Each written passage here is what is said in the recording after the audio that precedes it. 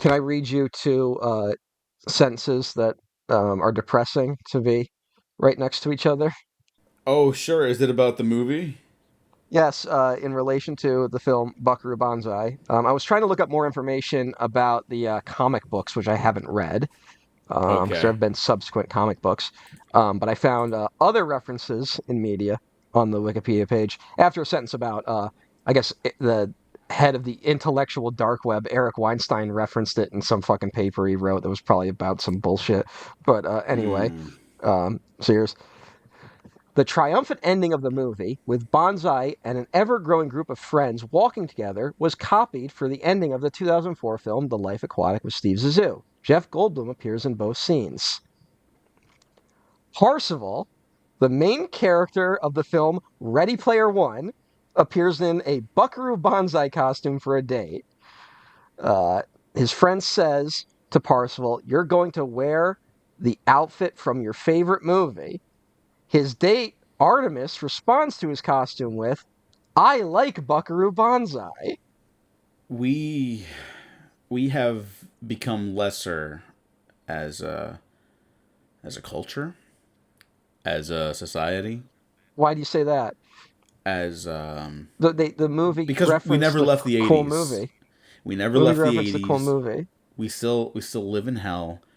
Every fucking thing. This is not what this is about. This is the failed superhero blockbuster retrospectives. I'm your host Diego Crespo. This is my co-host Matt Caringo. Yada yada. That's you. Yes. We're here to talk about the adventures of Buckaroo Banzai across the eighth dimension, which I had not seen until the recording of this episode. I got to get this out of Oh, my system really? now Oh, because you had not. I did not know that. Sorry. yeah. I would not have No. stepped on that. No. It's totally fine. No, I'm going into a rant now because now you've triggered me. You've triggered something within me because because this fucking Tron Ares came out and obviously it was dog shit. I got to do a double feature. Shout out to my friend Kirk over at the Tramon podcast. Old friend. I saw Tron Legacy with him 15 years ago. He invited me to go to the IMAX 3D double feature of Legacy and Ares, and we had a great time watching Legacy. I met some new friends there. We had a great time. Ares was awful, but I had a great time watching it with pals. But Ares has this fucking subplot where Jared Leto's Ares character is like, "Oh boy, I love the '80s," because that's how he talks. He doesn't act. He doesn't emote. And it's not like, oh, he's an artificial intelligence. No, that's just how he acts. Look, watch him in anything else. He acts exactly the same.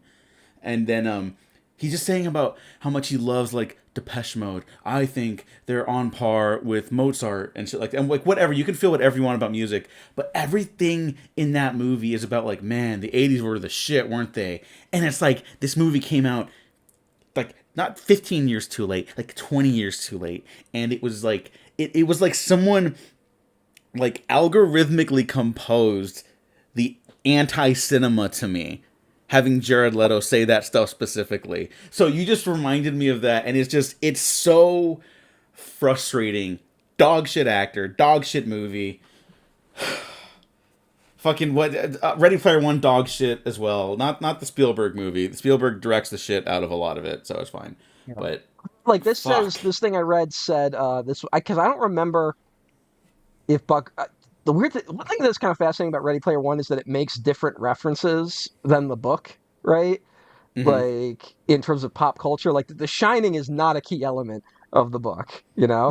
That is Yeah. literally Spielberg just being like, I want to geek out over The Shining for a little bit. Yeah, and that's what makes it kind of fun. And People were like, "Oh, it's sacrilegious," and I'm like, "Whatever." Like, it's fine. did you know Kubrick? No, so shut the fuck up. But Yeah. anyway, sorry, not to like do that, but like they were buddies. Like people don't want to accept that they like knew each other, right? No, he But bastardized his relationship with him. yeah, Some of you maybe he people need to missed just fucking stop taking yourself so seriously. maybe he missed his friend. I don't know. Spielberg's not like a robot. If there's And any American filmmaker who is objectively not a robot, I'm pretty sure it's Steven Spielberg. yeah, well, it's just like so. Like that's partly so. Part of me is like was because I think I've told the story. I listened to the audiobook for Ready Player One and literally thought it was satire until like about two-thirds in, and was like, oh no, this guy's serious. Like, I kept waiting for like a shoe to drop and it never happened. So I don't remember if the Buckaroo Banzai thing is how he goes to the party in the book, right? So if not, then it's like, okay, was that a product of one of the screenwriters who worked on Ready Player One, or did Spielberg be like, I like Buckaroo Banzai, let's do a Buckaroo Banzai reference? um, You're Spielberg, and suddenly you get that grab bag because Spielberg could literally get any reference he wanted in that movie, basically. Like, if yeah, he really wanted to force it in, it's like, okay, we're dealing with like this of the Warner Brothers catalog. So when like Chucky shows up for like an extended sequence, I'm like, this. So Spielberg being like, I like the Chucky films. yeah. Does he? Because that makes sense to me. Because It there's a lot of does. stuff in there that isn't in the book that is just like that's a Spielberg idea, and Yeah, so it makes me go like, was that him being like, okay, I have access to all this stuff. What if I did it? You know? yeah. And I feel like Like the the fact that the corporate villain, Superman, right? well, that's the thing. I think the fact that the villain is basically Superman is him being like, I don't like this superhero shit. So, you know how it is. Yeah. Um, and like, but also it could have just been Spielberg being like, that's an interesting visual. Let's do that, right? Like it could just be that. Um, Mm-hmm. but Spielberg being like Buckaroo Banzai, sure, why not? Is kind of interesting if that's how it played out. Um, but yeah, when did the '80s? When did we finally cross the line with '80s nostalgia? Like when was it over? Because there was a moment where like even I was like, yeah, I like the '80s. The '80s is fun, you know. I think like officially we're done with it these last 2 years. I think after Hmm. the fourth season of Stranger Things in 2022, I think people were like, that's enough now. And that's not even a reception to that season, but in my brain, I could see the memories of people being like, I don't give a shit about this anymore. Because remember, Hmm. like, there's all these low budget, like, slasher horror sci-fi movies that end up on Shutter, and this isn't a criticism Hmm. of them or the Shutter, which I like and I have a subscription to, at least for the next month. But like, there's all these like John Carpenter riffs and like slow synth and sci-fi gore and whatever, and that was like really exciting in the 2010s where independent people were kind of bringing that back. Shout out to Adam Wingard. I think he's one of the first guys to really bring it to the Huh. screen again. But now it's just like, Godzilla X Kong is like, it's just, yeah, it's the needle drops, it's the colorful visuals. It's like it's too much. It's all cotton Yeah, candy well, now. yeah, and it's like you're working with pre-established IP and stuff, so like you have to shoehorn these things into that. Like, yeah, Yeah, it's not coming it, from anywhere that's like interesting anymore. I guess there's nothing it's not inherently getting wrong to the with any of meat that. of what was actually fun about these movies in the '80s, right? Like, Yeah. it's one of those, it's similar. I feel like comic book movies, where especially I've been reading a lot more comics lately, and it's something where like, yeah, the spirit of what I like about this stuff is nowhere present on the screen when it comes to superhero films, right? And I can say that even about Mm-hmm. movies I like these days. Like, it's just they do not capture that in any capacity. And it doesn't seem like anyone's trying to. Um, and I think that can certainly be said about the '80s. I think you hit on it though. I think it peaks at Stranger Things. Like the premiere of Stranger Things is like, okay, this is the last moment we can kind of do where the '80s is like cool, right? It like in Mm-hmm. terms of referencing it or being like, wouldn't it be cool if we did the '80s again? I Yeah. think post Stranger Things that's over. The premiere of it because that's 2016. Like the election's about to happen, which I think does play a huge part in people being like, oh, like there was like a reactionary nerd element to like what happened in 2016. So we should be skeptical of all of nerd culture going forward. And it's certainly birthed in the '80s. But also it's like, all right, now it's mainstream with Stranger Things. And then The Force Awakens is just a couple months before in December 2015. And that is kind of the '80s winning in a weird way, right? Like I think part of the Yeah. '80s nostalgia that led up to that was a rebellion, and a not unfair rebellion, in my opinion, against the remake culture that had happened up to that point, right? Of just like we're Mm-hmm. gonna remake everything, every movie from the '80s and '70s we're remaking and doing like worse versions of it, right? Which no one really liked, you know. but it was like they were doing everything for a little bit. And Force Awakens is the first thing where it's like we're not going to remake it, we're just going to do a sequel to it. And that's more the built-in Star Wars thing. But that replaced the just remake reboot culture with just soft reboots. Mm-hmm. Um, and then the other thing is the Ghostbusters, that whole saga with the Ghostbusters 2016, right? Yeah. Where it's like that's a bad movie, but also everyone was psychotic about it. Mm-hmm. Um, and I think that is the like, okay, this nerd shit from the 80s isn't cool anymore, isn't it's not cute anymore, I guess. Um, and now I think we're in a weird cycle where we're nostalgic for the 90s, but we're actually nostalgic. I mean, but we keep saying we're nostalgic for the 80s. You know what I'm saying? Like, I feel Mm-hmm. like we're at that point. People are like, man, I love the 80s. And then they reference stuff that happened in the 90s, you know? Could Um, you think of like specific stuff? Because I actually have slightly different take where I think we kind of skipped over the 90s nostalgia and now we're settling into like the 2000s. Like I is the don't think 90s that's, just like no, you don't think so? I think maybe we're either skipping over it or it already happened and we just call it the 80s. Because guess what? Here's the thing Sonic the Hedgehog. When's the first Sonic game? Oh, the 1991. 90s. Yeah. Yeah. Like, and a lot of the stuff I think that was, we have stuff like He-Man and Ninja Turtles, which start in the 80s, but I do think a big part of their staying power is going into the 90s when we first start getting true dedicated television time to uh, cartoons, right? Like Cartoon Network launches in the 90s. And part of the reason why there was such a tail on not just 80s nostalgia, but nostalgia going back to like fucking George of the Jungle, which is like a 60s cartoon.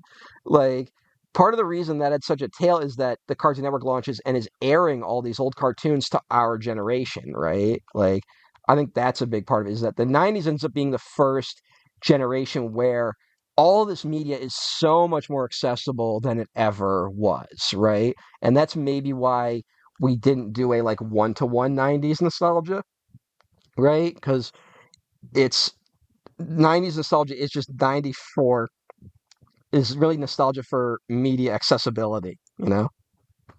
Um, but it's like, I like everyone's like Nintendo, which is Nintendo, the first one.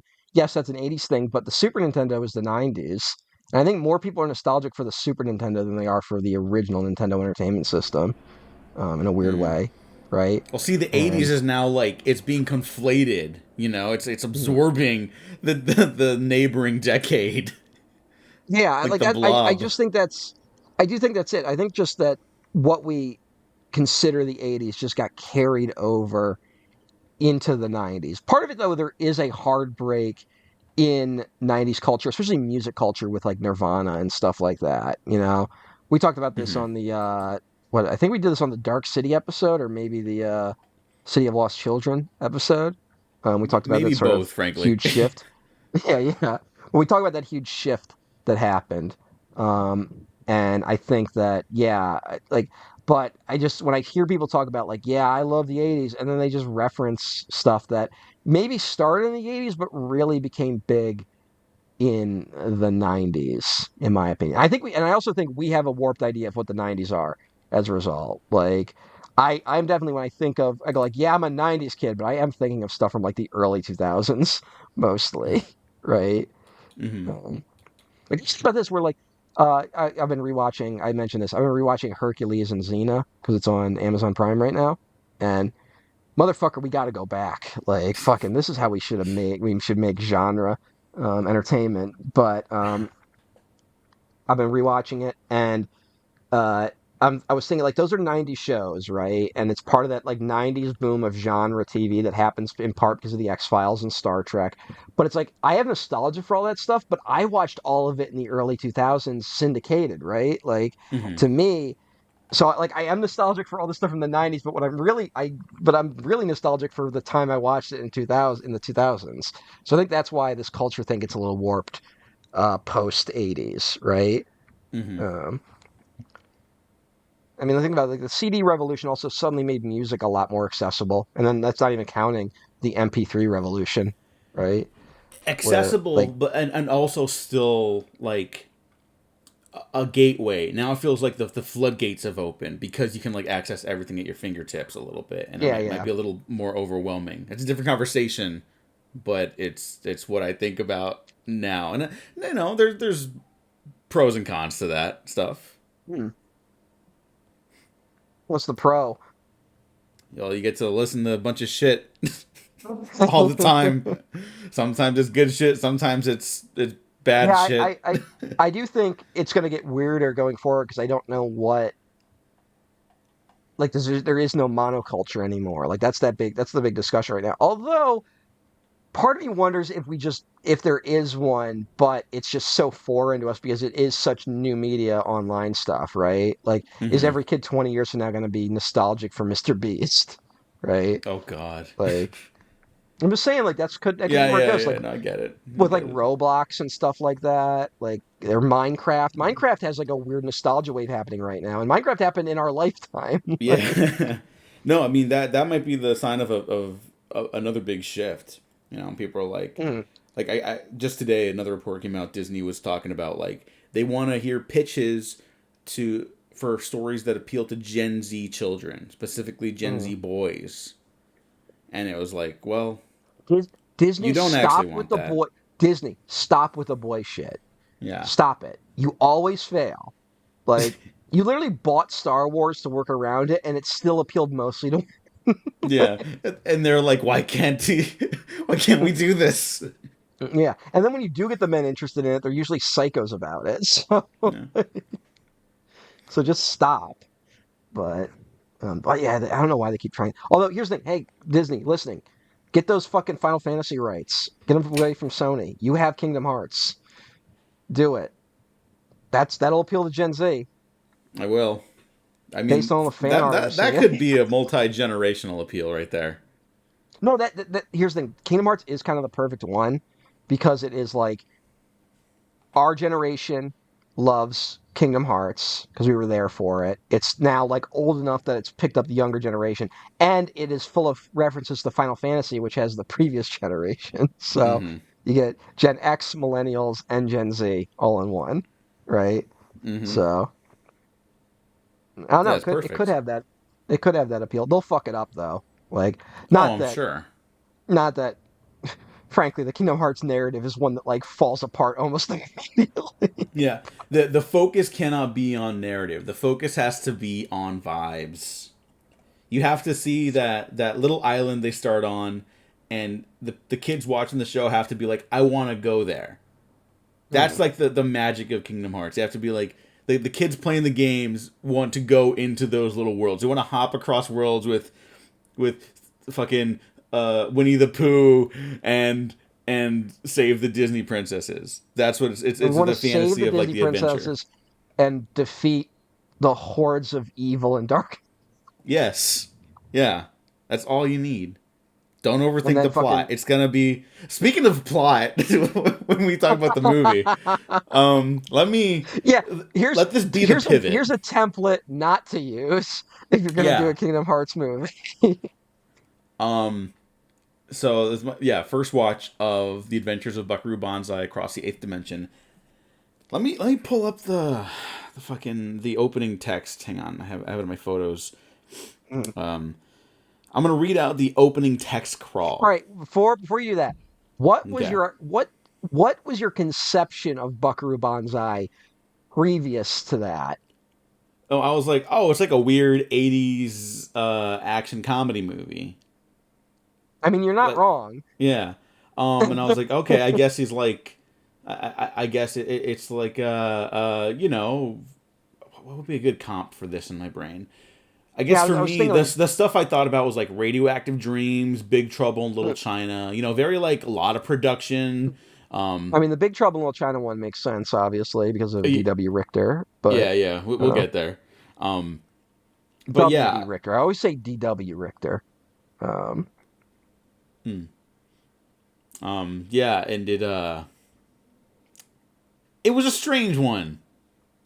Uh, But all right, so I'm locking in. The music starts very 80s synth, doom, doom, doom, doom, doom, whatever, and then the text starts. Buckaroo Banzai, born to an American mother and a Japanese father, thus began life as he was destined to live it, going in several directions at once. Sidebar. Already I have questions. All right. Returning to it. A brilliant neurosurgeon, this restless young man grew quickly dissatisfied with a life devoted solely to medicine. He roamed the planet studying martial arts and particle physics, collecting around him a most eccentric group of friends. Those hard rocking scientists, the Hong Kong Cavaliers. Already, I'm thinking about the fucking Alien Earth show because that has an antagonist called Boy Cavalier. So, not in a great mood. Now, the final two That's not. segments of Don't the put text that crawl. on. Don't put that on Buckaroo Banzai. I'm That not. wasn't I'm. his fault. It is not Buckaroo Banzai's fault. That is me. That is me for watching that show and hoping I could get an angle out of it to write about, and instead left with nothing. The last two sentences of the text crawl. And now, with his astounding jet car ready for a bold assault on the dimension barrier, Buckaroo Banzai faces the greatest challenge of his turbulent life. While high above Earth, an alien spacecraft keeps a nervous watch on Team Banzai's every move. I think people need to give George Lucas a lot more credit than he has been given because opening text crawls are a difficult thing. We've even seen it recently this year, like in Superman, which I think is a very We effective talked one. about. Yeah, Yeah. actually, I like the Superman one. I've also talked about it in context of Eternals having a really bad one, and I really like Eternals as a Mm-hmm. movie. Yeah. But also, got to stop you. Ahem. Brian De Palma wrote the opening crawl to the original Star You're Wars you're right. I apologize. I because the apologize. one George Lucas wrote was basically this, where it was like, "The fuck are you saying?" Like, it was basically a sort of like he tried to explain who the rebels and Empire were like in great detail in the opening, and De Palma was like, "Who are these people?" Yeah. It's the big conversation right now with writers who want to write a lot of lore and plot versus the ones who write story. The two, or I guess the three I just mentioned, should be working interchangeably. They should all be functioning on the same level. But very often, a big problem is I got all these crazy ideas and I want to get them all down. I have a friend working at an agency reading some true blue dog shit because it's all plot. And the log lines and the synopsis give me a lot of hope, I will say. Because Mm, I just they don't sound very good. okay. That being said, the adventures of Buckaroo Banzai across the eighth dimension is I kind of hated it for like 10 minutes cuz I was waiting for the movie to like be a movie and I was like just let me in. I don't know what's happening. And when did you accept that it was never going to get there? When he's when you meet Ellen Barkin, then I'm like, all Yeah. right, I'm kind of into this now. Okay, I Mm. guess it's like 15 minutes, but I was like, because I know a lot of people that love this movie. Like it Mm. is one of the supreme like cult classic movies, supreme cult classic Yeah. movies.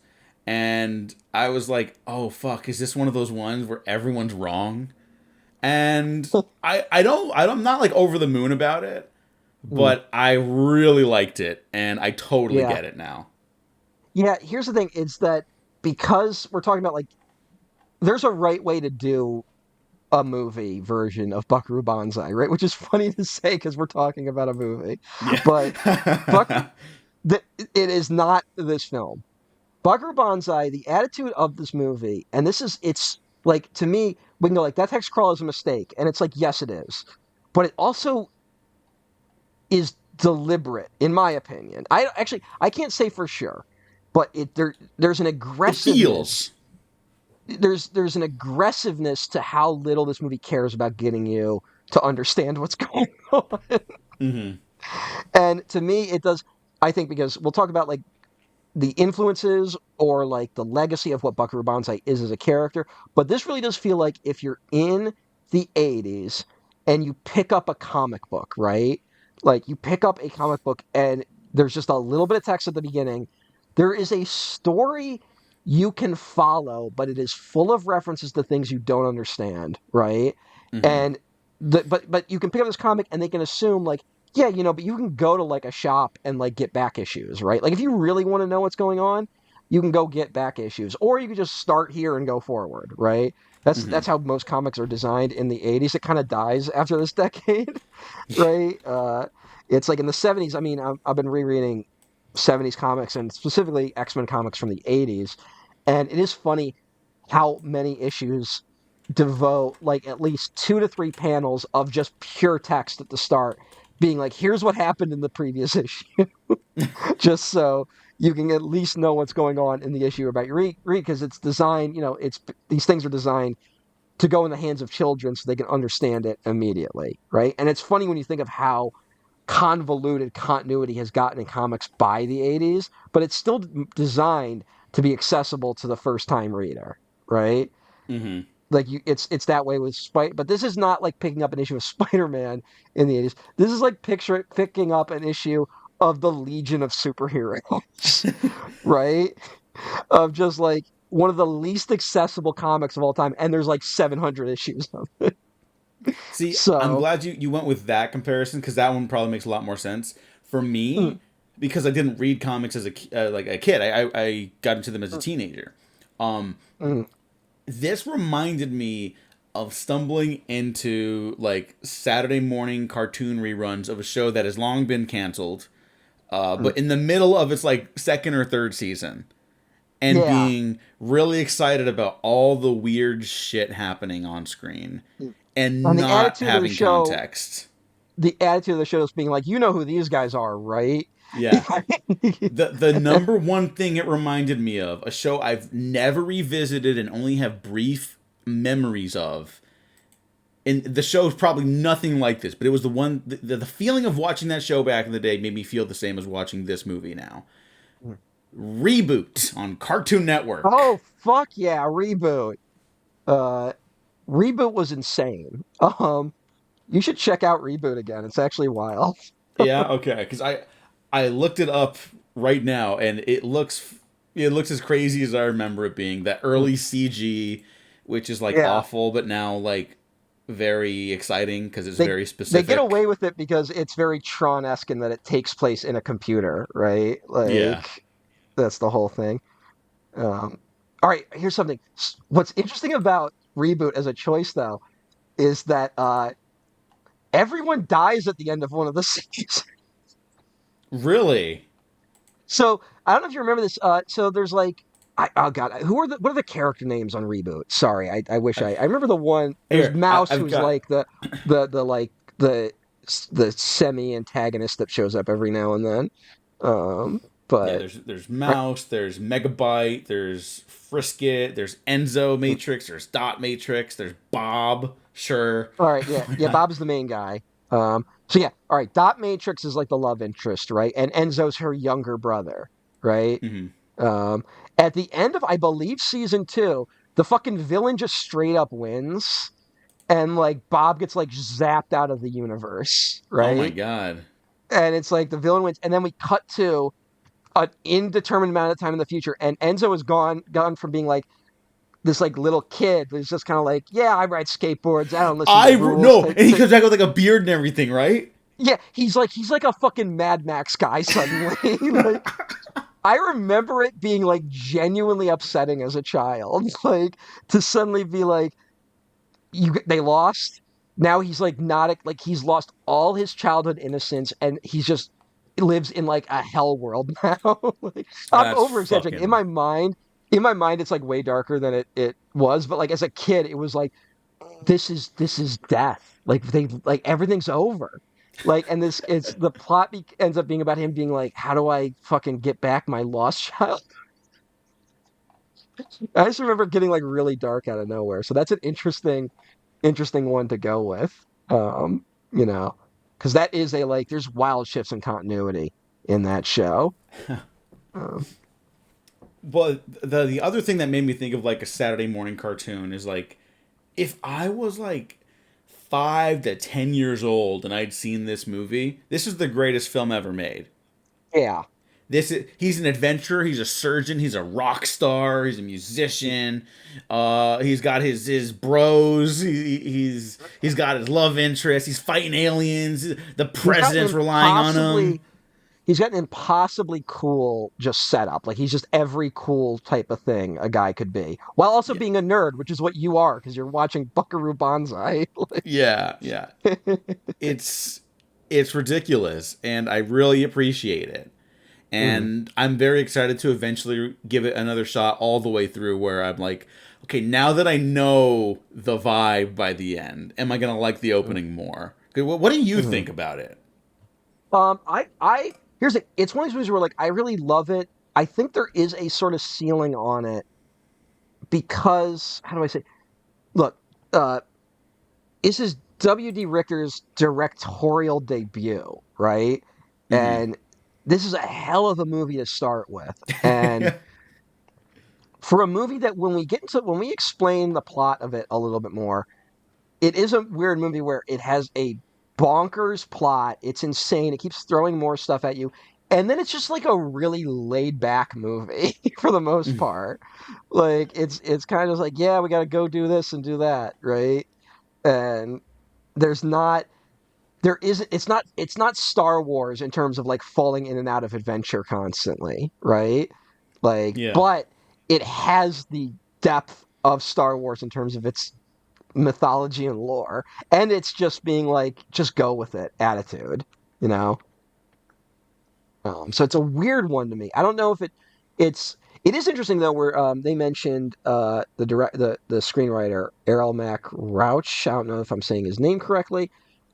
Mentioned that he started writing it in the 70s and was inspired by the kung fu boom of the 70s, where it was like those movies were suddenly nonstop action. And it's very funny to hear that's how a lot of kung fu stuff from the 70s was described, because you watch that shit now and it's like it doesn't have that vibe at all, but in the 70s that's what that felt like, you know. Mm-hmm. Now it's very tame and pedestrian compared to, I know a lot of people watch Enter the Dragon and are like, when the fuck does something happen in this Yeah. movie? But back then it was like, it might as well have been Fury Road in the 70s.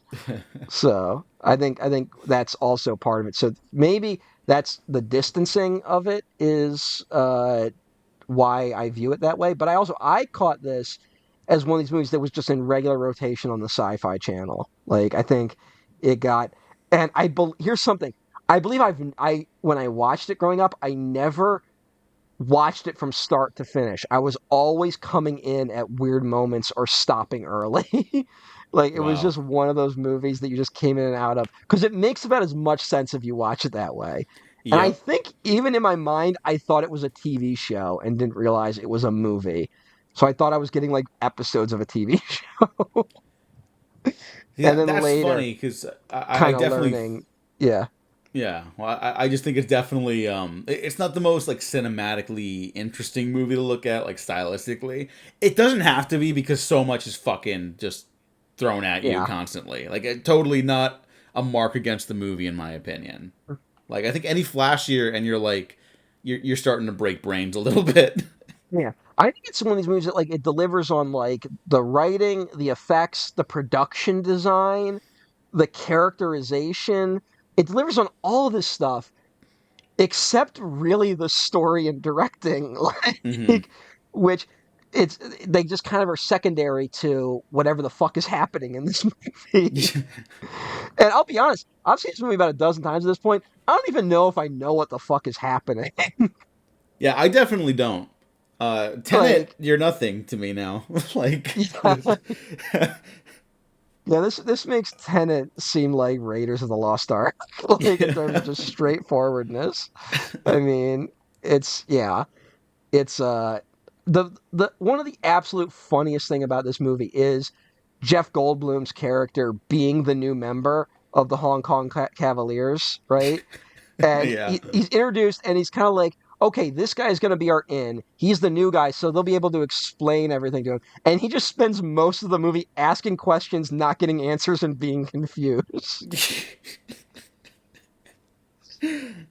So, like, It's which I just guess is yeah. still fulfilling the role of the audience surrogate for the movie we're watching. No, he Yeah. definitely does. It's just they never bother to be like there's the ultimate moment, which has been pointed out by other people. The ultimate moment is them going through one of the laboratories and Jeff Goldblum being like, "Why is there a watermelon there?"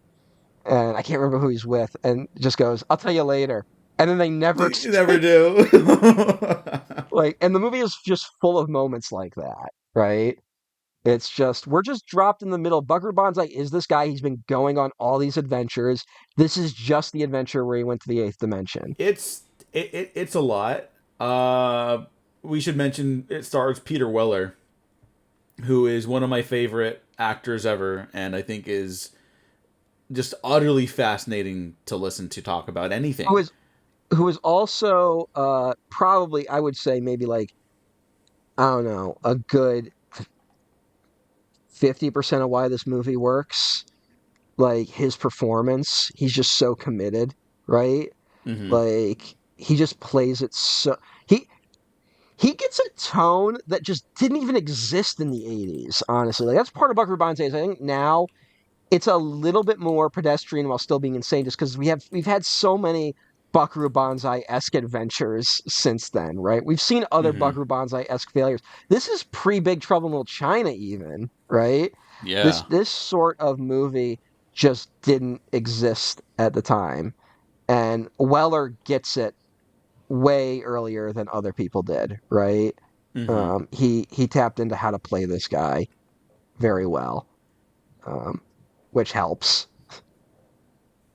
Yeah.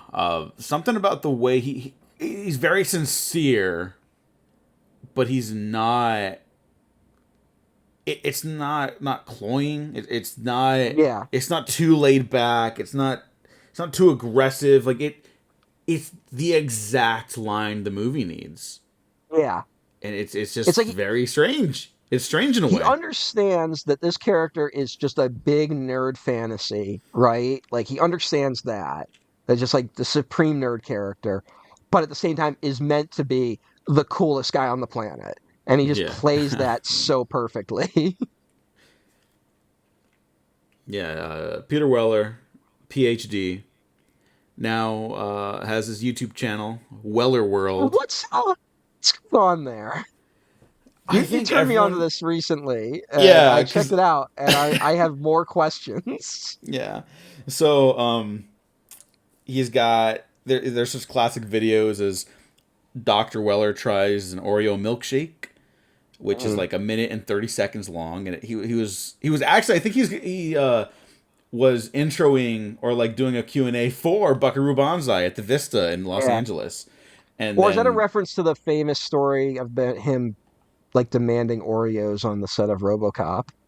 I think it's that too. And allegedly in the video, he was like, "What's this?" And like, "Oh, it's Oreo milkshake." He's like, "It's sick," and then he nosedives, pivots into a conversation about how Tony Scott tried to poach him for a movie, and he was like, "Well, I'm leaving out of town at 9 a.m." And Tony was like, "I'll be there at 6:30. I just really want to meet with you for this movie." And it ended up not working out. I don't know what movie it was, but then he just talked about how like Tony Scott was awesome and was like the master of the long lens, and he smoked a cigar better than anyone. It's like that's the end of the video, and it's like what just happened to my brain? Like Yeah. he They has all so have many ideas, he just has to get them out there constantly.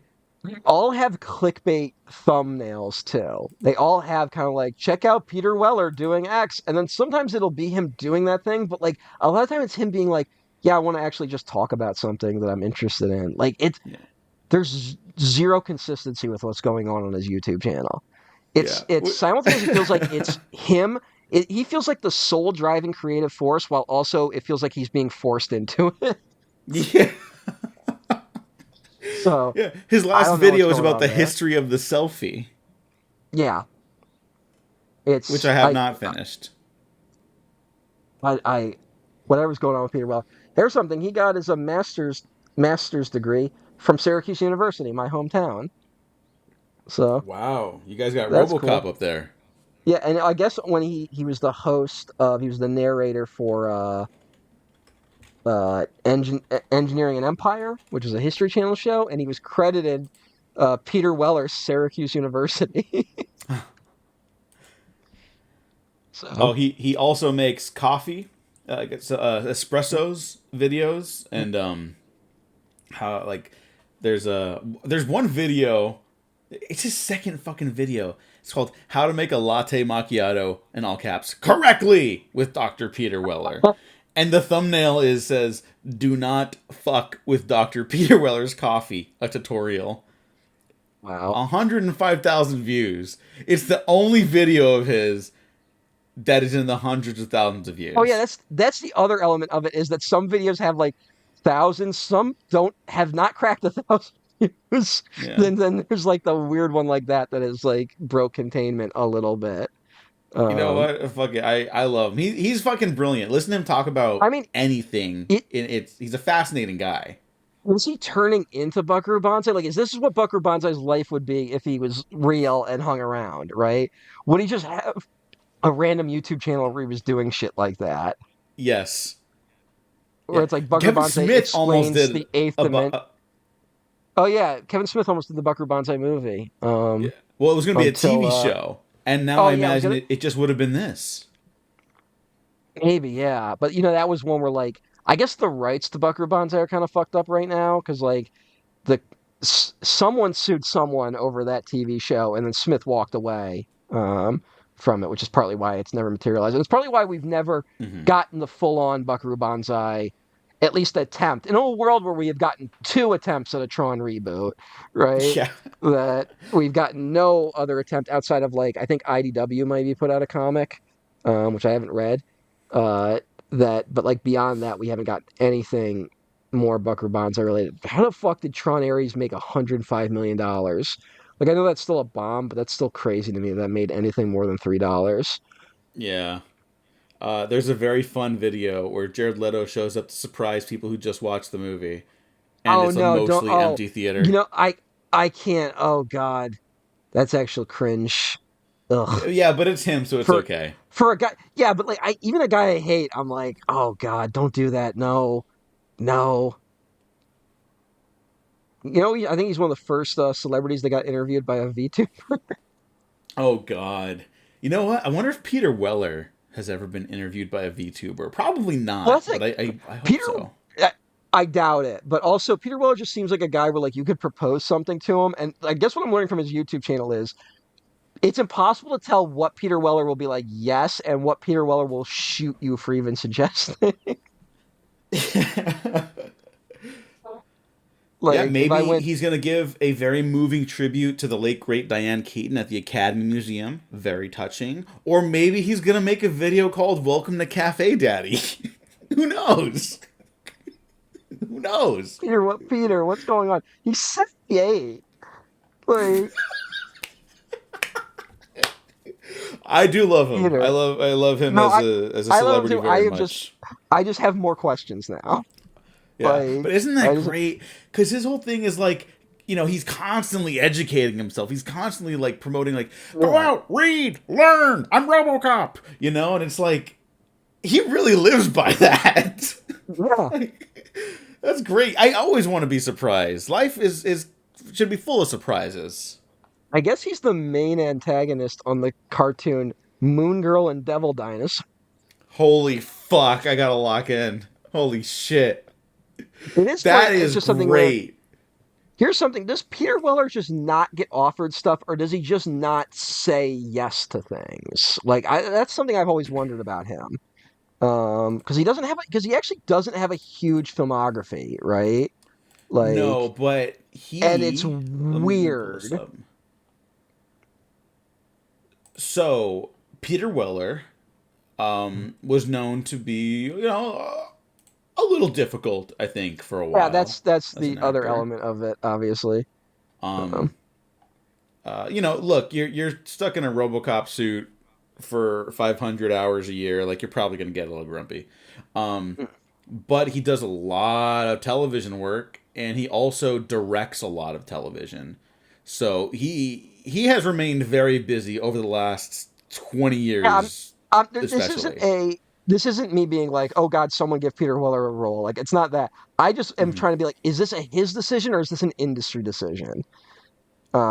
Because it's like, if it's an industry decision, it's shameful that the big movie he was in the last 10 years, more now, is Star Trek Into Darkness. That was like the last big movie he Yeah. was in.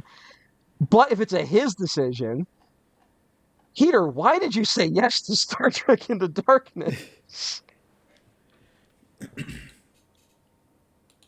I mean, for a guy who's like studied, this is the most I'm ever gonna even lightly glaze Star Trek Into Darkness. A bad movie that I don't like. Okay, so just I'm on your side here. Understand what I'm about to say, Matt? I'm on your side. Got it? Okay. Now, if you're saying something good about Peter Weller in the movie, I agree. Okay, no, yes, him, but also the character. If Weller sees like an angle on the character, that character is specifically like a warmonger, you know? He's like he's using the scientific resources of Starfleet to basically culminate power for humanity to like promote war across the galaxy. I could imagine He's Peter Weller using the being like, "Ah, false I see this." He's using a he's false using the flag.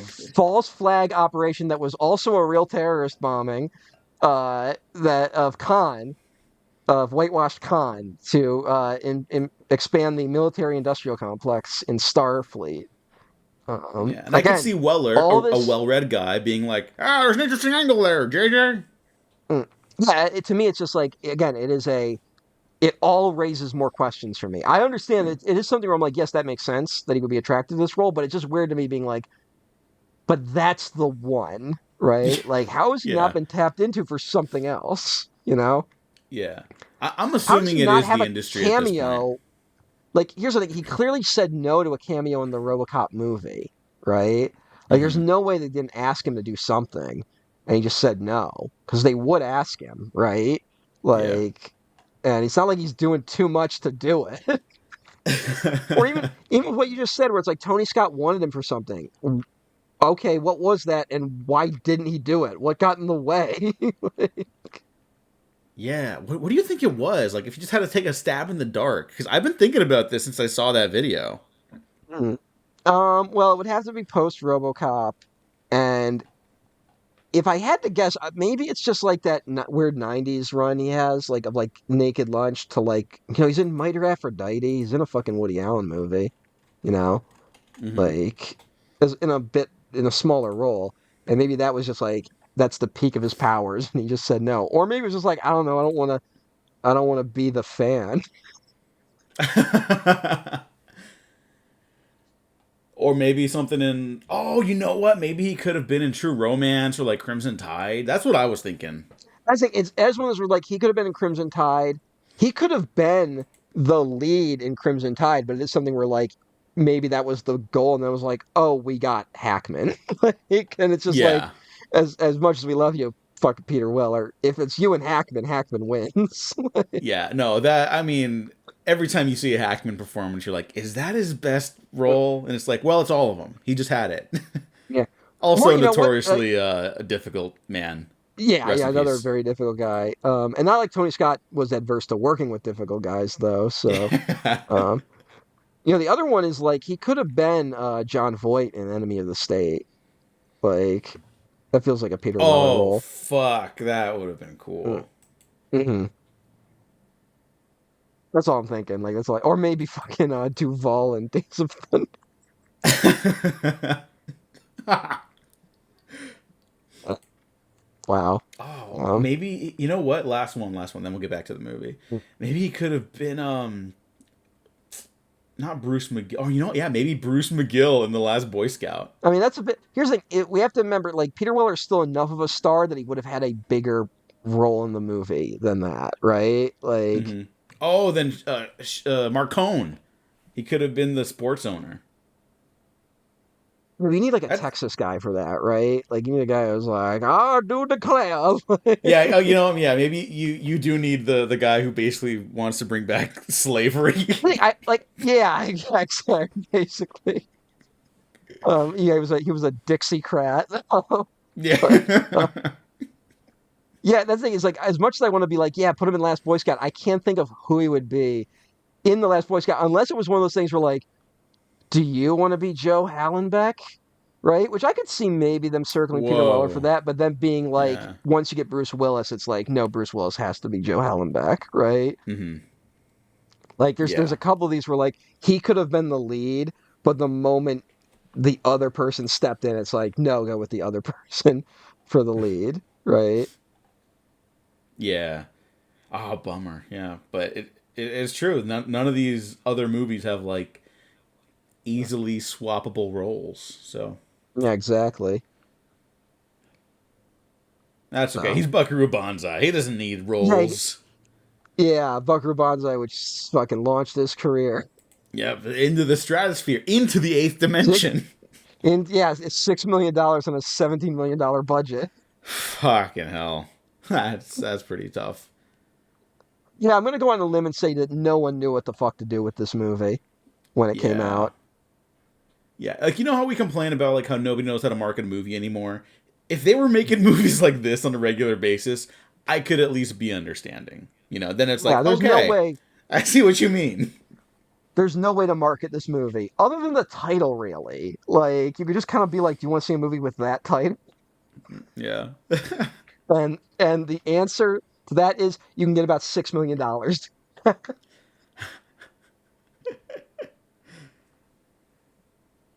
Well, yeah, I didn't know too much about like the making of this movie. One of the few things I found out was that Jordan Cronenweth was the initial cinematographer for it. Jordan Cronenweth Mhm. of Blade Runner fame, who passes away about like 10, 12 years later after the release of the movie in 1996. Also shot a couple weeks on my beloved Alien 3 to establish the look of that, but I believe he was Was diagnosed with that? Parkinson's. Yeah, that was the one where he was just like in that movie being a disaster of production. He was just too sick to continue. It was like one of those like Yeah, the million things that went wrong with that fucking movie. yeah, So, yeah. But you know what scenes he shot in Buckaroo Banzai? The main one was mhm. that nightclub scene, the intro to the Ellen Barkin character, where That they're makes a rocking lot of out on sense. stage. Yeah, maybe that's why I was like, oh, now I like this, because he shot the shit out of it. It unlocked something in me. He spoke to me from from beyond the grave through the screen. So I know it's your thing to always go for the cinematographer, but maybe we should talk about the cast of the movie. Oh yeah, why? There's not that many people in this though that people would recognize. No, no, just John Lithgow, Ellen Barkin, Jeff Goldblum, Christopher Lloyd, fucking Clancy Brown, I did not know Dan Clancy Hedaya. Brown, by the way, or Dan This Hedaya. this is one of his Uh, first movies, I believe, Beautiful. or very early. I mean, it's pre Highlander, pre the Kurgan, right? Oh damn. That's 2 years from now. He's Frankenstein's monster, like the next year. What? There's a movie no one remembers called The Bride, which is basically like what if we did The Bride of Frankenstein, just but about her. And it's one of those movies where like that sounds awesome, and it's one of the most fucking boring movies you've ever seen in your entire life. Oh, that's a shame. Unrelated. Sting Did you see the Sting trailer for plays the other movie with the similar yeah, title? they're doing I mean look, it's one of those where like if you're gonna fucking try something again, like Yeah, yeah. fine. I'm interested. Take a fucking Yeah, swing. I mean, that's the thing. It looks like yeah. a swing. It looks interesting. Yeah. It really does. So I am kind of there is that where we got there's been a couple of those lately. Because there was what was the other Frankenstein movie that was like didn't Diablo Cody do a Frankenstein recently? Did Um, she? oh no, who fuck. No, Zelda Williams did one. Oh Um yeah. I God, what like was it that one called? too. Yeah. Um. God, what the Oh, fuck was it Lisa called? Frankenstein. Lisa Frankenstein, Yeah, yes. it's supposed to be like Uh Lisa Frank. why not? I like that movie. But it is a like we've there's been a weird boom in Frankenstein stuff lately. Yeah, what is that? No, I mean there was also the we had like Nosferatu and Renfield like really close to each other, right? Like The people yearn for the Universal I monsters. think there is. I think we hit that cycle, and then because the Dark Universe was such a misguided, stupid mistake, there was just a gap, that needed to be filled, right? Like, and I mean, we're about to get Del Toro's Frankenstein, so Yeah, which surprise people are saying is good. I know that might be a shock to some people, well, but not if you're on um, Letterboxd, where apparently it's the worst thing ever. sure, I, sure. We I definitely follow different people because I've not seen It that. seems like I everyone I know just hates the movie already, even though it's not out yet. Apparently, it's not subtle. Apparently, a Frankenstein movie isn't very I don't even have subtle. the energy for a snarky comment for that. That's just So I will say, people do better. I will say this. I gotta say, maybe some of you guys on Letterboxd, I don't know, but a lot of your reviews seem to be like, "Wow, real whiff from Del Toro. This movie seems miscast to me. I couldn't fucking stop staring at the beautiful fucking ass of the monster. It was so fucking gorgeous. God damn, they made a sexy Frankenstein's monster. Jesus, what a mistake Del Toro made there." I'm like, okay, buddy, is that is that the movie or is that you? Neither's wrong in my book, frankly, Yeah. but seems to be a lot of the Yeah, reviews. goddamn sexy Frankenstein with his biceps and his triceps and the Yeah, glistening wet skin in the rain, and they're just their heart rate starts elevating, it was like, goddamn, he made the fucking monster too goddamn sexy. ripping the chains and the shirts open, and it's like, all right, easy, He's easy. just such a fucking Drink a glass of water. he's such a physical specimen. Jesus, Del Toro, what were you thinking there? Like, Apologies to Jacob Elordi. Good luck on season 3 of Euphoria. the look on, like, yeah, it's like you're in the Frankenstein movie now. He's doing the next what's her face movie, the Saltburn woman. Got another movie coming out. Oh yeah, your goat. Yeah, the one I'm like early on. Maybe she's a Volga tour. Um, Yeah, Emerald Fennell. Wuthering Heights. Yeah, she's doing Wuthering Heights. Which like I gotta I gotta say, very funny trailer for that movie of just being like, you're not gonna be able to fucking handle this shit, fucking Wuthering Heights, motherfucker. And it's like it did like from the mind of Emerald Fennell, and they like, you know who this is, right? And it's like, I do. Like, but does anyone around me in the theater? What was I seeing? I was seeing so. Does anyone at the theater here to see One Battle After Another know who Emerald Fennell is? A screening where I'm kind of the only person laughing at, by the way. I think the only person having a good time with One Battle After Another. Does this audience know who Emerald Fennell is? Yeah. So I can't wait for that trash. That's gonna rule.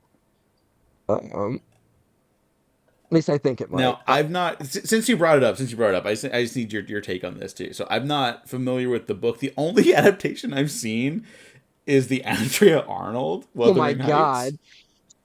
and I really like I it. mean, But it, isn't that character supposed to be like a person of color? And that's well, like a big discussion going on. you know what? I think it's one of those like I don't know. Huh. I actually don't know. I Okay, read because here's the thing. So like when Annihilation came out, a movie I really love by Alex Garland, starring Natalie Portman, mm, when he got the rights to do that adaptation of the book, mhm, the character had no specific ethnicity represented or explicitly stated in the book, but in the sequels, it's revealed she's a woman of color, mm. which didn't happen until after the film was already in production and they were like shooting and stuff like that. So there was criticism of whitewashing. I don't think that one is as clear cut as the Wuthering Heights one, but can you see what I'm getting at? Where it's like, okay, there maybe was a miscommunication along the way where it looks bad, or is she just blatantly Emerald Fennell? That is she just blatantly just ignoring text It's for her movie? I don't know. It seems to be a miscommunication because it's not like it would be the first time they've made that character white. You know what I'm saying? Like Mm-hmm. I don't know. I actually don't know. I don't know. I would have to reread Wuthering Heights. Um, it's been a minute, but Mm-hmm. huh, that is strange. Um, although I feel like people no look. as someone who's like, I like Emerald Fennell, like half ironically, like that's I'll admit Hmm. that's right. There does seem to be people being like they just want to kill Emerald Fennell. Like that seems to be the way people talk about her, and part of it is because she did Promising Young Woman as her first movie, right? Which is kind of an Yeah. indefensible film, but uh, you know, to me it is a I don't know. I think people don't. I think people are looking for things already, but I could be wrong. I don't know. Yeah, Charlie XCX is doing the music. Yeah. I mean, fuck it. I like her. She's got bangers. Yeah. I did hear a funny story about her showing up at TIFF, and it was for some movie. I guess people didn't realize she was in, Uh-huh. and so instead of like applauding when she was on the red carpet, this was a little like a little awkward as well, like the Mm. Jared Leto one. But she's not Jared Leto. She's cool. Where like the applause is kind of like, oh, is that Charlie X? Yeah, I don't know. I can't really tell. She's got big sunglasses on. You know, her look. We're like, if you're not immediately looking for Charlie XCX, you might fade into a party crowd or something like that, right? So I guess the story is just that everyone was like, is that? I can't tell if that's her. Is that? What do we do? And she like was kind of walk through the crowd and like no one knew what to do. Mhm. But I hear she's very good as an actress, and I'm excited to see more original music from her. Yo, here's a take. Here's a take. Reboot Buckaroo Banzai with Charlie XCX scoring the music. That Charlie XCX played Buckaroo Banzai. Oh fuck. Okay, there it is. Oh my god, we I mean, just solved it. that's the thing. It's like if you try to imagine now, like in terms of like the musical element of Buckaroo Banzai, that's who Buckaroo Banzai would be, right? Like would be Charlie Oh X my god. CX, right? You know what? Yes, I'm into that idea. If that happened, I'm there day one. This is IMAX something. 3D. Let's go. This is But something. All right, go, I have another one. okay, go ahead. Yeah. Haley Williams from Paramore. I don't know if Ooh, she can act, ooh, yeah. That but actually, she is the coolest person yeah, on the and planet. with like Paramore like being like the whole team, right? Like Yep. that makes a Oh lot of my god. sense. Who do I need to get her agents on the fucking phone right now. You're like diving over people in a fucking red carpet. Haley Williams, Buckaroo Banzai, Haley Williams. You get just tased. Yeah. Uh, As long as someone makes that idea happen, I'll be happy. but yeah, no, that makes a lot of sense. Well, here's something. This is something we don't do anymore, which infuriates me. That no one sits down and just tries to write the coolest character they can think of with zero shame, right? Like, Hmm. where it's like, yes, there should be like seven superheroes who look like Haley Williams. You know, it's Yeah. it's something we just stopped doing. Where I don't know, like it's because I think it's one of those things where like you have a character like Dazzler, right, from Marvel, who's just like was totally just Hmm. created to cash in on the disco craze, right? But like has become a character, and I think people are like they don't want to be Hmm. embarrassed and be like we were trend chasing, we thought it was cool. It's like no, fucking chase trends, goddammit. Like do it. It's always fun, in my opinion, right? Like I don't know, I want to see Hmm. because I think it's one of these things where like one of the ways we don't really reflect the culture in any way, or don't even lead the culture of just being like there should be like we should be taking inspiration from pop culture figures, even if they're like flash of the moment type people, and try to make them into superheroes, right? Like, and just as an example Yeah. of just like we should be letting this stuff sort of infect other culture in a way where it's like now everyone just wears fucking military fatigues, right? Like Yeah. everyone, if they're in a And business it's fucking suit, lame. yeah, they're in a business suit or they wear fucking military fatigues and they carry an assault rifle, right? And they have no emotions, or maybe they're a dick to their son. Like that's the most characterization we'll give these guys, right? Like Hmm. where it's like, no, have someone who's willing to just look fucking stupid. Like where's Riddick? It's like why? Yeah. Where is someone's ideal of like this is what a cool guy is? I don't know. I don't know. No, this is good. It lets me bring up the Tron Legacy Tron Ares double feature again. Mm. Cuz look, I know not everyone loves Tron Legacy It's a still. bad movie. Perfectly fine. It's not perfect, but it's perfect to me. But when you're watching that shit, they're kind of shooting the shit like we're cool. We're filming the coolest fucking movie of all time. These are the coolest fucking people walking into the coolest fucking place with the coolest fucking music ever made. Mhm. And then you get to Tron Ares, and it's like Jared Leto, eye level, CG backdrop, Toronto, office space, What if we warehouse weaponized it? space. What if we weaponized? You know what? How the inkling of that idea left over from the Kaczynski drafts of his failed Tron 3 Mhm. because Tomorrowland bombed, so I'll never watch Tomorrowland out Mhm. of spite. Those kernels of ideas are interesting. You can see a better writer taking a crack at that. They did not work on the final version of the movie, Here's but you here's can there's something there. here's a new hot take I have. It's not interesting. That's fine. I just think we don't know how to write about the military industrial complex as much as we should confront it.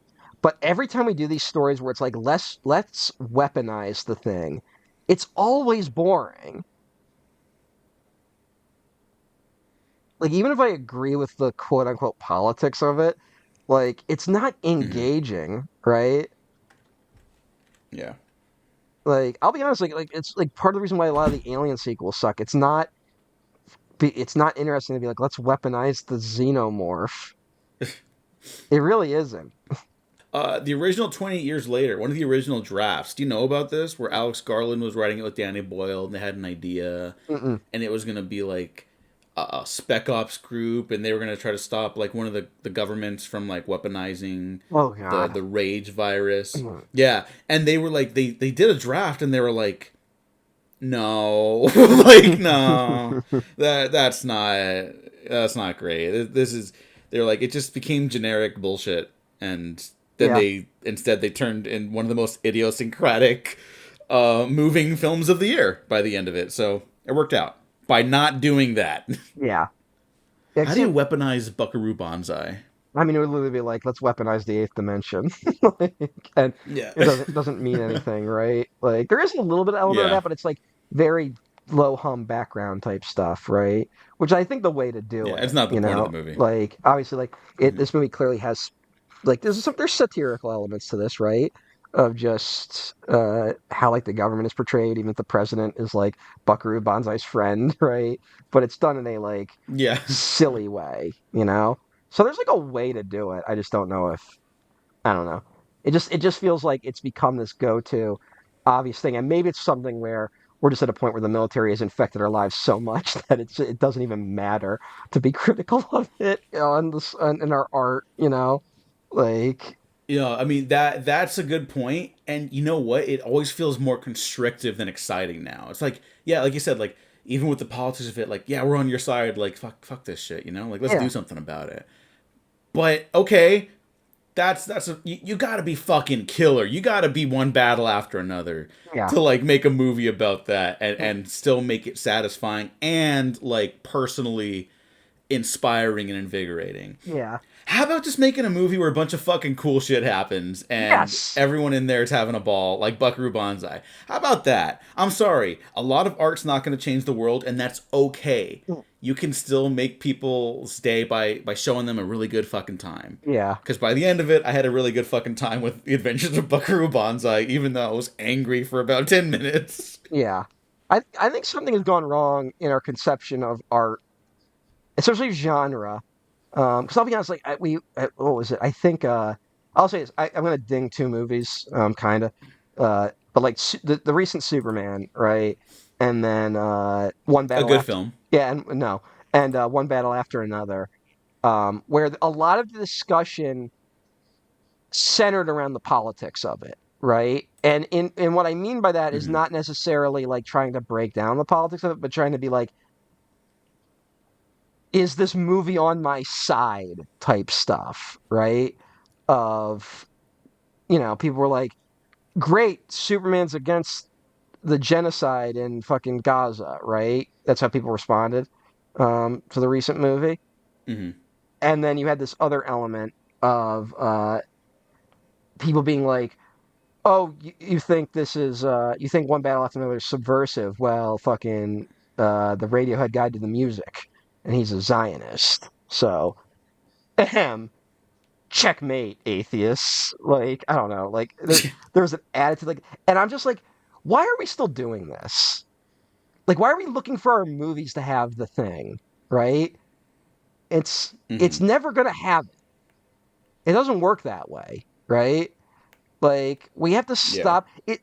It's to me, it's always nice to see politics. I agree with in a movie because I think it's reflective that the politics are at least popular enough that you can put it in a movie and people will understand what it means, right? But Mm-hmm. movies do not lead the charge, right? Like they reflect stuff, you know? And if they're gonna lead it, it's gonna be in like subtle and individualistic ways of just being like a movie can change a person's mind. I've had movies change my mind, my heart, my view of the world, right? And if it can happen to me, that means it's gonna happen to a lot of people. So that does not mean art can't change the world and art can't change lives. It obviously can. But the idea that we can scientifically work out the perfect movie with the perfect message to bring about the perfect change is idiotic, Mm-hmm. you know? And we just, it still feels like we have that mentality. And it's also a lot of people just trying to get cheap wins in against a movie they like or don't like, right? You know? Yeah. Like that, Yeah, like, especially one battle after another. Like, it took me a minute to kind of find like interesting writing on the movie because so much of it was it's either more progressive than you think or not as progressive as you think. And I was like, hey, how about uh, how PTA just maybe quietly redefined how to do a car chase in yeah, an action movie? maybe it's this is a How good about sign that? of That what shit was crazy. maybe this is a sign that we should have been giving all those guys from the fucking 90s action movies to do. We could be living in a much better world if we just gave them $200 million and see what happens, right? Like Yeah. maybe that maybe hey, anyone gonna talk about this as a movie about like fathers and daughters, right? The PTA maybe has something interesting to say about that, you know? You know, the core of the Mm-hmm. fucking movie.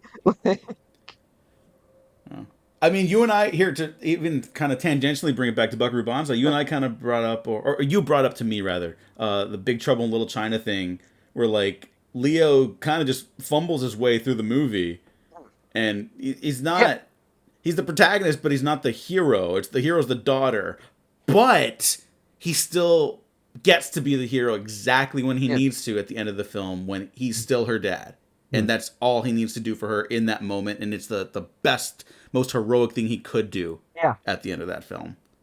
You know what I really like about that movie that I don't think is being discussed enough? Um, What? just because you don't see it. I don't. I actually I can't think of the last time I even saw it. Um, when spoilers for One Battle After Another. When she gets the I know I DNA. just spoiled the fucking climax. I'm sorry. Yeah. Well, no. Look, someone gets shot at the end. You could probably predict that. But the when the DNA test happens, right? And it's like you're Sean Mm-hmm. Penn's daughter. There's not a moment where she's like, oh, dad, right? Like she's like, even before the test is done, she's like, even if you're my dad, fuck you. Like, Yeah. I can't think of a time they've actually done that, right? And Like, not made it a big deal with that sort of dialogue with the yeah. There, daddy, something. yeah, or something like, "Oh my god, dad!" Like she's like, "You're not my dad." Like she just says that outright. Like she's already like she's almost like, "I've seen this fucking movie. Like I know how this is supposed to go. Fuck that, right?" I mean, even Mm-hmm. Ray finding out she's a Palpatine. There's like 2 minutes where she's like, "Should I go to the dark side?" It's like, Yeah. who are you? Yeah.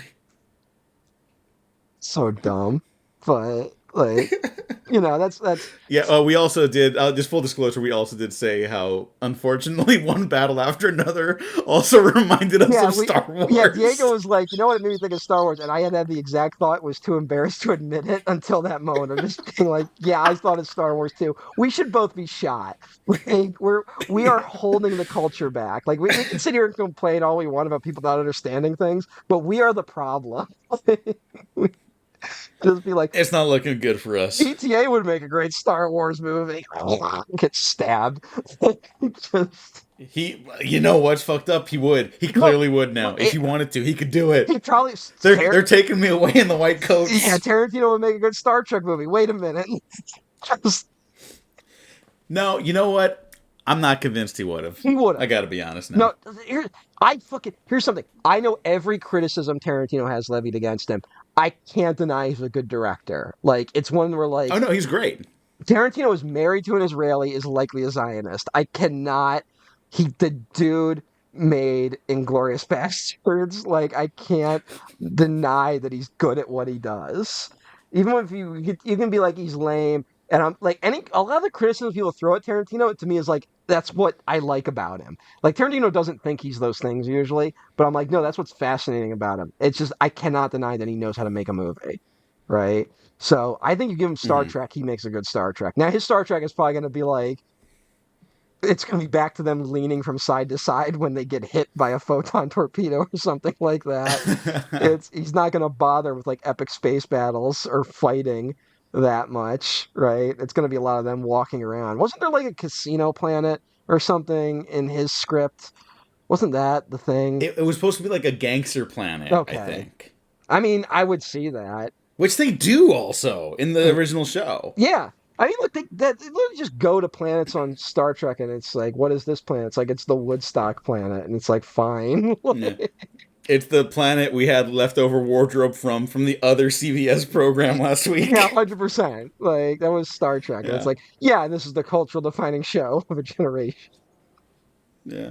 I mean, hey, to Tarantino's credit, he also did call his shot on that after Star Trek '09 came out, where he was like, now you can see how all the sequels don't do Wrath of Khan again, do remakes of episodes and just give them big Yeah, budgets. yeah. Everyone wants to do City on the Edge of Tomorrow. You know, I forget what he said, but he would do something else, he said. Hmm. Well, But you should do City on the Edge of Forever. yeah, and guess what? Guess what? We're at the fourth one if they do another one.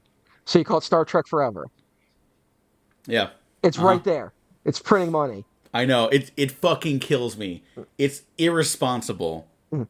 But what about that's just sitting there. what about the new Star Trek show that I guess takes place like way in the future and Starfleet doesn't exist anymore?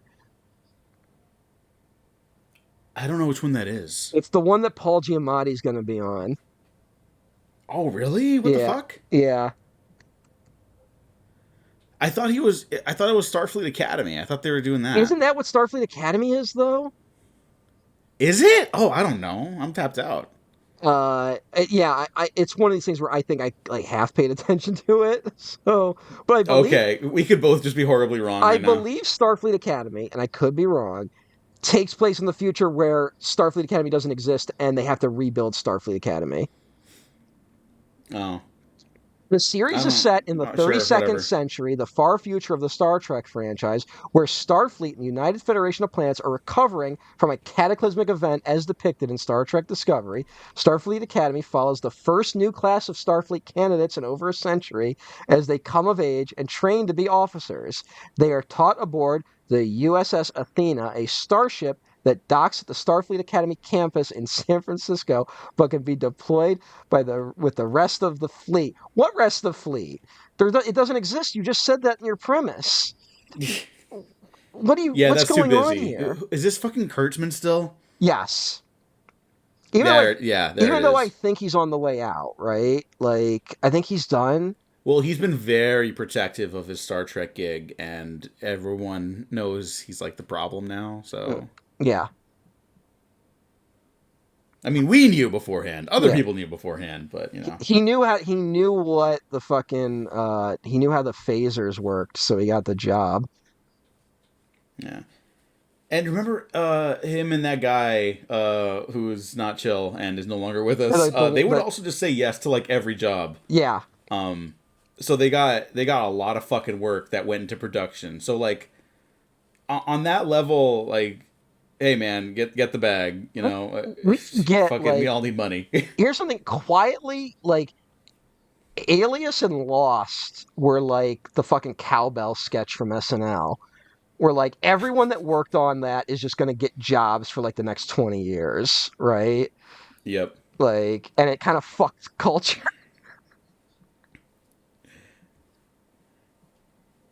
Lost, I guess, less I so. don't know if I'd go that far. Lost kind of less so because like it didn't. I don't know. Lost was a weirder one. It's Lost is weirder, but I think it's we're still talking about Lost. I love Alias, even though that show drops off hard in the third season, and season 4 and 5 kind of it's pretty good. There's pretty good stuff there, a lot of the time. Other times not so much. Um, we're the first people to have talked about Alias in a long time. yeah, but people don't remember that Alias Like was like massive when it was out. Like yeah, and I didn't see it when it was out. I only saw it like fucking 10 same. years I ago. did. I didn't. I learned about it kind of when I started learning who J.J. Abrams was, right? Because everyone was like, "Oh, he Uh-huh. started on Alias." Like that was the whole thing. That he was an Alias guy, and I'm like, "What the fuck is that?" But like, it was yeah. But it's something where I just think that the arc of it just seems to have been like anyone that was connected with Alias kind of got this boost, and it is funny that the show is basically forgotten now, right? Although Kurtzman and Ortze, they started on like Xena, right?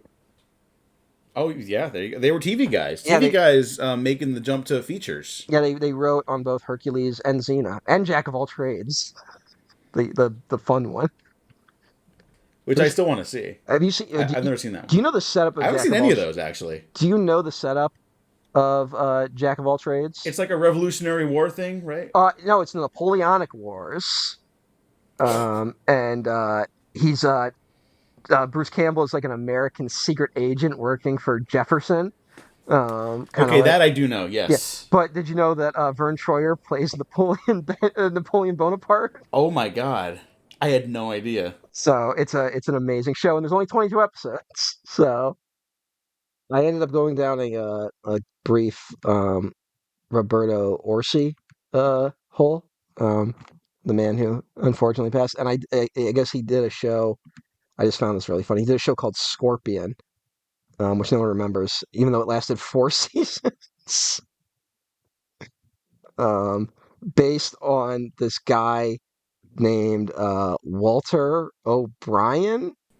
Um, Oh, is this the guy who lied about having like the IQ thing? yeah, here's the thing: is that is the opening paragraph. I didn't know anything about this, and I was just reading it. It says Walter O'Brien is an Irish businessman and information technologist. He was also the executive producer and loose inspiration for the television series Scorpion. He is known for claims of various accomplishments, such as a childhood IQ of 197, that have not withstood scrutiny. So he's a member of the Oh, Trump administration now, probably. But ching, got him. got him. It looks like is he a 9/11 truther? I'm trying to like because that maybe is where the Orsi I thing think comes he from. was. That was his Yeah. thing. Uh, Yeah. it said he claimed to be a member of Homeland Security when Homeland Security didn't even exist at the time. What's Scorpion? I don't know. I never saw the show. Arthur McPhee was on it. Robert Patrick was on it apparently. It lasted 4 seasons. Man, you could just pump shit out on CBS back in the day. Yeah. I wonder if that's gonna change. Oh my god. Uh, Walter O'Brien, the guy, mm, he, what happened? What do you do? Scooter Braun was an executive producer on that show. Do you know who Scooter Oh Braun shit! What the is? fuck?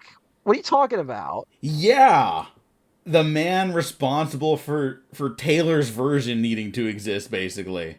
Like notorious difficult Guys were person, just throwing I'll around say. money at a certain point, right? Yeah. Did they like Well, out like that's Scorpion. he got ousted, right? Like he kind of got like forced out of whatever the fuck he was doing. Yeah. Now I think he's dating Sydney Sweeney. All right, fine. Yeah, yeah. It's like, I all mean, right. that's where we're at as a culture. Yeah. Why did Sydney Sweeney become? Why do I know who Sydney Sweeney is? Because she's an actress. Like, what does she do? I'm not even trying to be a dick. It was just like it felt like one day we were all talking about Sydney Sweeney. I think.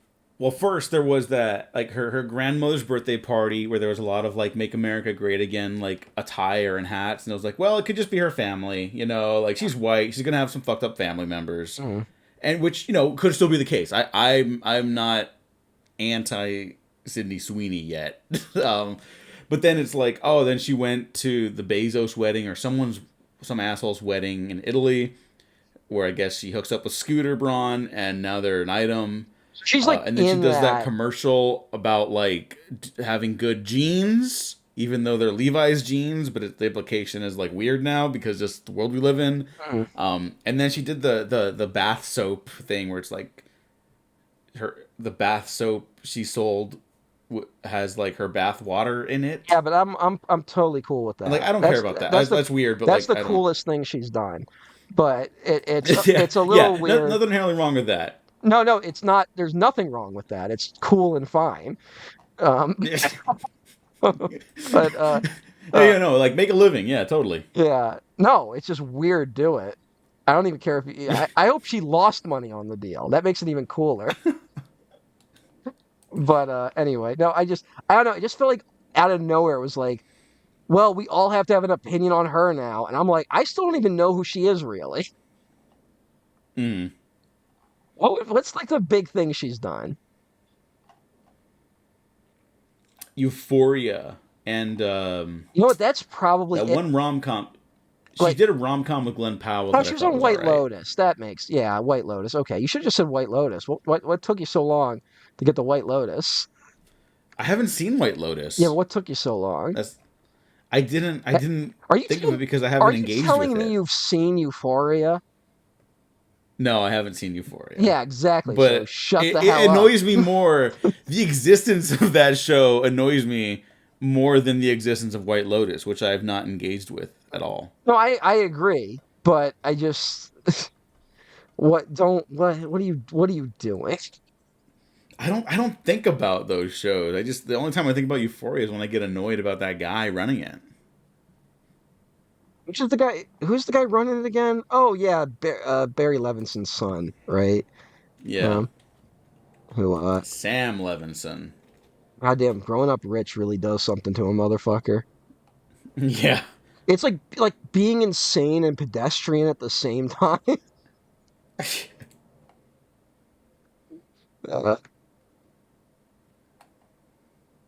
I guess this is where to bring it back though, it is something where it's like is I'm not trying to be like the damn kids these days, but like is Euphoria like what's cool now? Like I don't think so. And not just because of the long stretches of time. I think the aesthetic stuff of it, the aesthetic signifiers, that's not like original from it. You know what I mean? yeah. Like it was born out of like the Tumblr era, and specifically the photographer. Oh fuck, what's her name? She's terrific.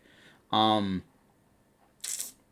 oh my god, hang on, I have to cut this because I need to make sure Leave she it gets all her in. flowers because she was slated to direct the show, and Leave then he like cut her out of it. leave it all in.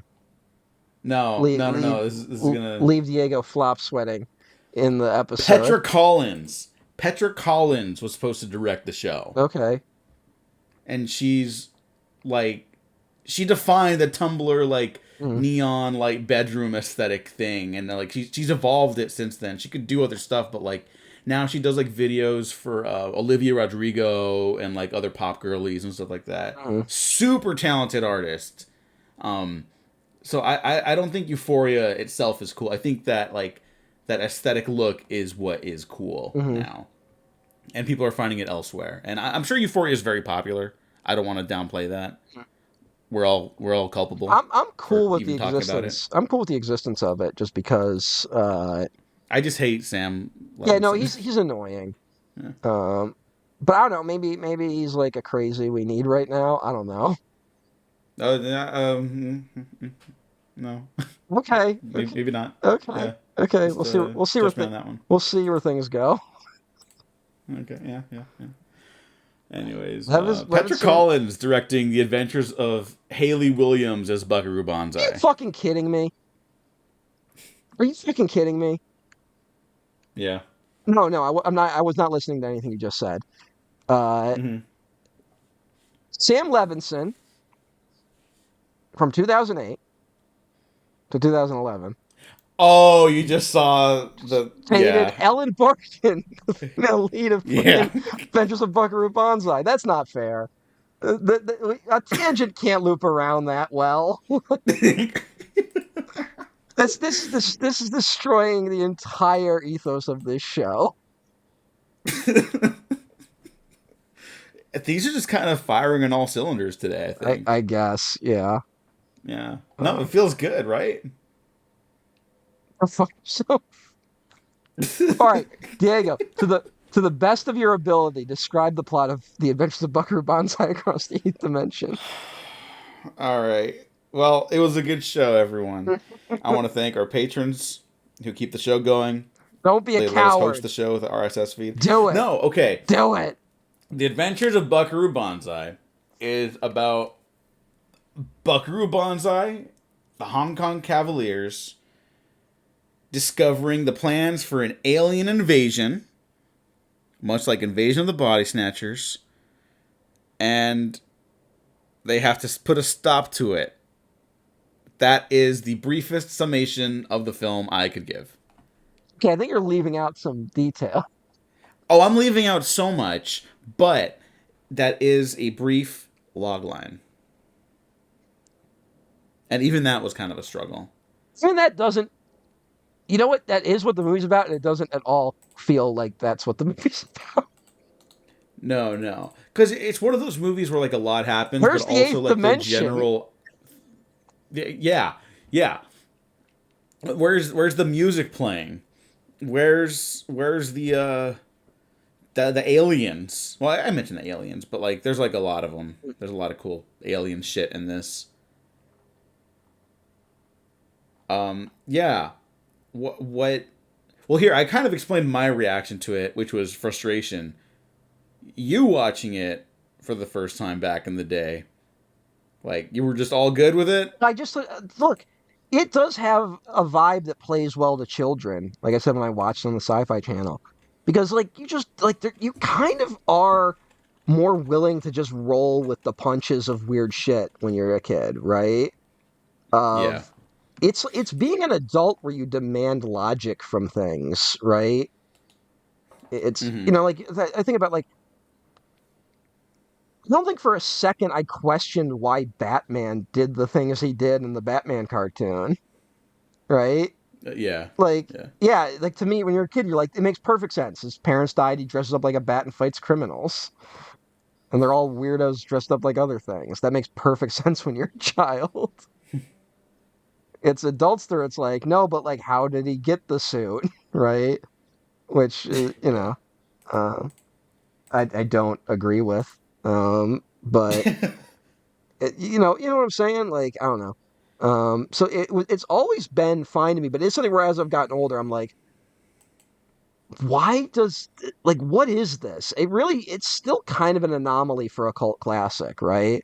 It's one of these movies where like Mm-hmm. a lot of the stuff that you could write off as mistakes also work for the movie. Like Yeah. the other movie I was thinking of watching this was Mystery Men, right? Like Mystery Men, Oh, that's a good comp. Yeah. but Mystery Men, the flaws in Mystery Men are obviously flaws, right? There's mistakes in Mm-hmm. Mystery Men that you're like, that was a mistake. You shouldn't have done it that way. It would have been better if you did it differently. Whereas, like, I feel like if you tried to make Buckaroo Banzai a better movie, it would be worse somehow.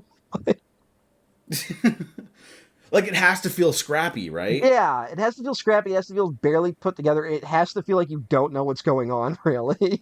It's Even though at the time this is a pretty big budget. yeah. It's crazy this movie exists. I don't know. Like, I was reading on it. It still doesn't really make sense to me that any studio was like, yeah, Buckaroo Banzai, let's do it. I guess it's just got to be the post Star Wars Indiana Jones thing of being like, we don't know what works anymore, right? Like, Yeah. if you're a studio executive, you're like, this stuff, we don't know why that movie made money and this movie didn't. I mean, this is the same year as Ghostbusters. Like, who would have thought? Oh, I didn't even think of that. This makes more sense as a post Ghostbusters green light. Mhm.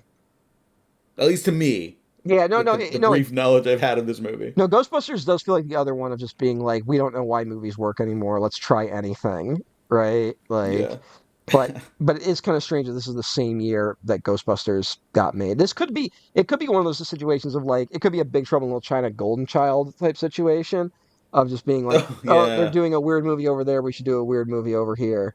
And, one is a cultural defining comedy classic and the other is Buckaroo Banzai. Yeah, we got to get these guys back on cocaine. There They they got to stop thinking about is the numbers. They there's need to chase the dragon. there's also like the Teenage Mutant Ninja Turtles thing of just like when that hit and suddenly there's like, what about the Street Sharks? Maybe they'll work, Yeah. right? Like suddenly there's like We 20, hate pizza. You yeah, know. like there's 20 shows. Like I recently discovered a show that I don't think I ever saw it when it aired. Uh Called Mummies Alive. Have you ever heard of Mummies Alive? It No. ran for like No, I 40 haven't. episodes in 97. And it's basically Oh just my like god. it's basically just Thundercats but mummies. So it's like an All awesome right. team. It's not very good, but it's just wild to be like, who was like, you know what'll appeal to the kids? Fucking mummies. But like fuck me, maybe I'm wrong because like the Mummy movie was a big hit. Like maybe there's something to mummies I don't understand. Well, which the Brendan Fraser mummy you're talking, Yeah, right? yeah, like that was a Yeah, hit. yeah. Well, to be fair, that's the last one Mm. that was a big hit. There's another one coming out next year from the Evil Dead Rise director. So I Oh, think that'll be the tell. that'll be interesting. Is it like a modern day mummy? I know nothing about it other than he's taken on a mummy idea. I don't even know if it's universal. I just know he made a mummy movie. It's hard to say, there's very little information. But I'm a little shocked they haven't been like get Brendan Fraser to show up and like sit in a chair and be like, yeah, I fought a mummy once. Well, I think for a while there was talk of The Rock trying to get the gang back together for a Mummy Returns follow up. Was he or was he trying to do a Scorpion King? I don't think he has the cachet to do it by himself anymore. Yeah, I guess that also could just be like a moment of him like throwing shit out there, being like, that was fun once, right? I don't need help. Yeah, I just had fun doing it. yeah. I've heard he's very good in the Smashing Machine. Yeah. I'm looking forward to seeing No, that. he is. We've all forgot The Rock is good. He just stopped trying for a minute. Like, Yeah, people look at me when I'm fucking crazy when I say that now. It's like, no, he is a good actor. He hasn't really done anything in a decade, like acting wise. there was a very successful campaign against The Rock, which I feel is honestly unfair. Um, Even for someone as ego driven as that guy is, right? It is so transparent to me that they they made him the fall guy for the failure of the DC universe. Like they made him the face of that whole Black Adam thing, and it was really a like for the studio, it was a win-win for them. Where it's like if it hits, great, and then we were like, we got The Rock, right? And if it hits, if it Mm-hmm. misses, then it's like we can blame The Rock for why this didn't hit. That was a publicist driven thing, and he was totally positioned to take the fall. Now he's still a rich guy who just Yeah. sells alcohol to people, so I'm not like totally losing sleep over it. But I think we need to acknowledge that they he was fucked in a lot of ways for Yeah. that.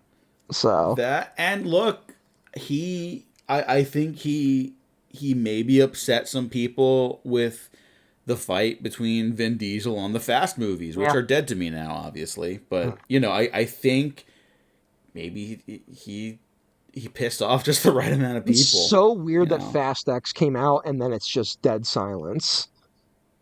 yeah. Where they're like, maybe we'll do the next one if we get the budget down. And it's like, oh man, you guys really should have stopped at 7. Like that's it. That was the end there. Yeah, it kind of was. But at the same time, there's something to me of just being like, the real issue is once they lost Justin Lin, that's when it went wrong. Like, I'm not even trying to be like Justin Lin's savior of cinema. I'm just like, that should have been the red flag that maybe they should stop doing this. Yeah, well, Furious 7, that's the last one, or that's the first one post Lin Yeah. after his run of like 4 movies. And then it's like, okay, like not as strong as his entries, but it could have worked as a closure. Just kill off Jason Statham and make Kurt Russell a secret bad guy, which I guess was also the plan at one point. And then they decided to continue, and then they reworked it so he'd be an ally. And it's a miracle that that movie is good to me because it sounds like it was Yeah. I horrible will to say, work on, even apart from the tragedy. yeah, I think the post Lin trajectory of the Fast franchise is a really good example of what studios just do to franchises in terms of their lack of creativity, right? Like, You got to make them in the military. yeah, exactly. Like, and I don't even know, like, we can conspiratorial and be like, it's the fucking military industrial complex, which I'm sure that the tax breaks don't hurt when it comes to that stuff. But uh, it really just seems like a shallowness in terms of ideas, right? Like, they just don't I know just any other think of way to that do it. guy in Matrix Resurrections when they're pitching ideas for the fourth Matrix video game, and he's like, "Bullet Yeah, I got time! We one gotta word for bring you: back bullet bullet time. time." Yeah, that's all these people sound like. I mean, I think that might be 100% correct. I What's the just last got time? one title for you: When was the last The time? Adventures of Buckaroo Banzai. Yeah. When was the last time we got like a Buckaroo Banzai type situation? Like a movie that no one knew what to do with, but is actually pretty fun. Yeah.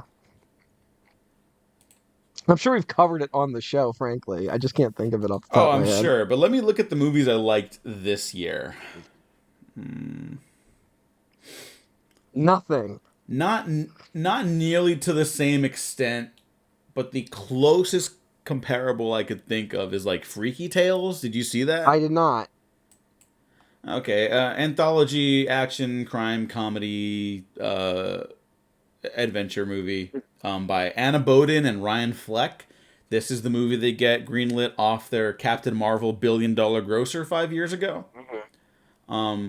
Very fun, very good.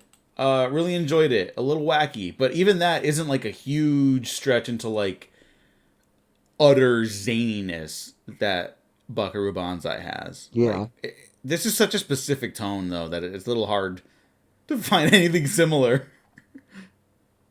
Yeah, I guess it maybe just doesn't exist anymore. Right? Like they'll just never make a mistake like this again. Yeah, they should though. Yeah, just looking. I mean,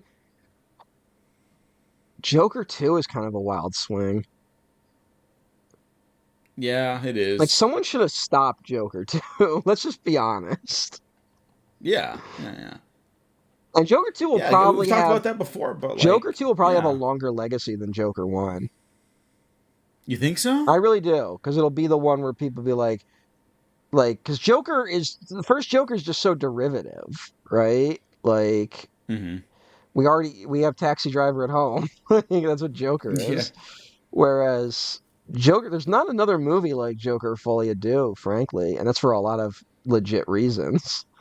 But Yeah.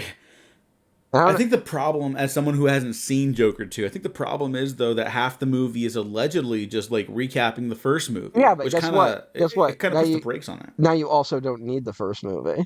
Okay, out of, here's a real question. So we got Haley Williams and Charlie XCX as potential casting for the next Buckaroo Banzai. Mhm. We're probably not going to top those right now, but out of the podcasting space, Joe Rogan. who no, be real and fun, not evil and miserable. Like Gianmarco Sorzi, is that his name? Yeah, I know that guy. The guy who I'm like, that's the gayest man I've ever seen, and then he's straight. Yeah, well, he's a theater kid. Yeah, No, you know which I who it guess is the is? same as being You, gay. you know who it is? It's fucking Stavi. It's Stavros Halkias. Like, Well, he is in a very well received movie this year. Uh, yeah, he's in the, Yorgos Lanthimos' he's Begonia. in, he was at the Cannes Film Festival.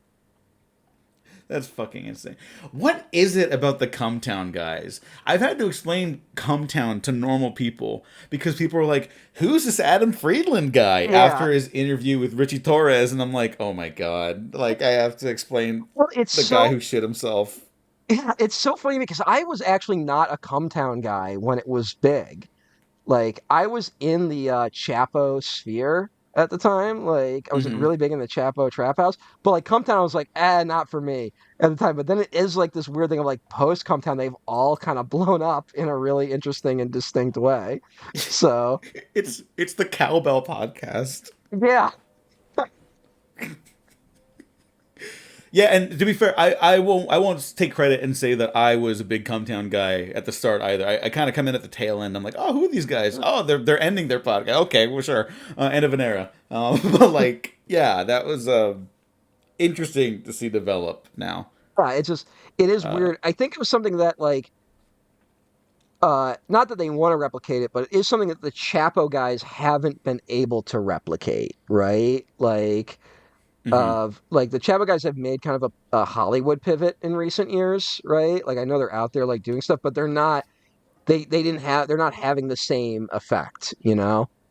And maybe it's because those Yeah, guys are much straighter political guys, whereas the Cometown guys were more straight comedian guys, right? Like Stavros is a comedy guy yeah, from the get go, so that helps. Um, Also, if you want to boost your fucking presence online, you want Stavros as a co-host because his laugh will just earn you 1,000,000 points. Like he's got one of the most yeah. infectious laughs on the planet.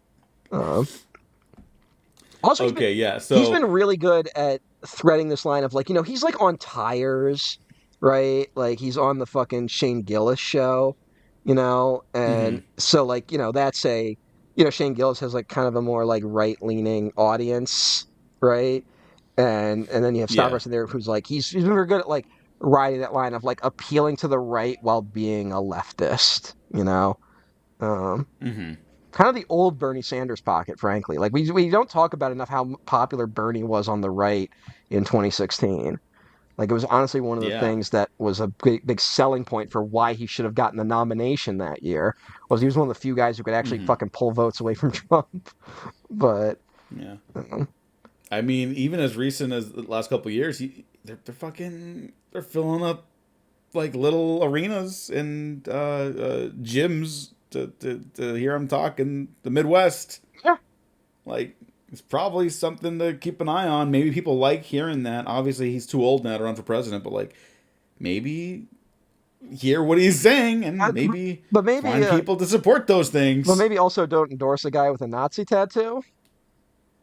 I don't do that. Don't do that either. I would not do that. which is the which is a bad thing, but also we've been talking about it for too long. I feel like we're doing the work for conservatives a little too much this week. Everyone, maybe pump the brakes a little bit.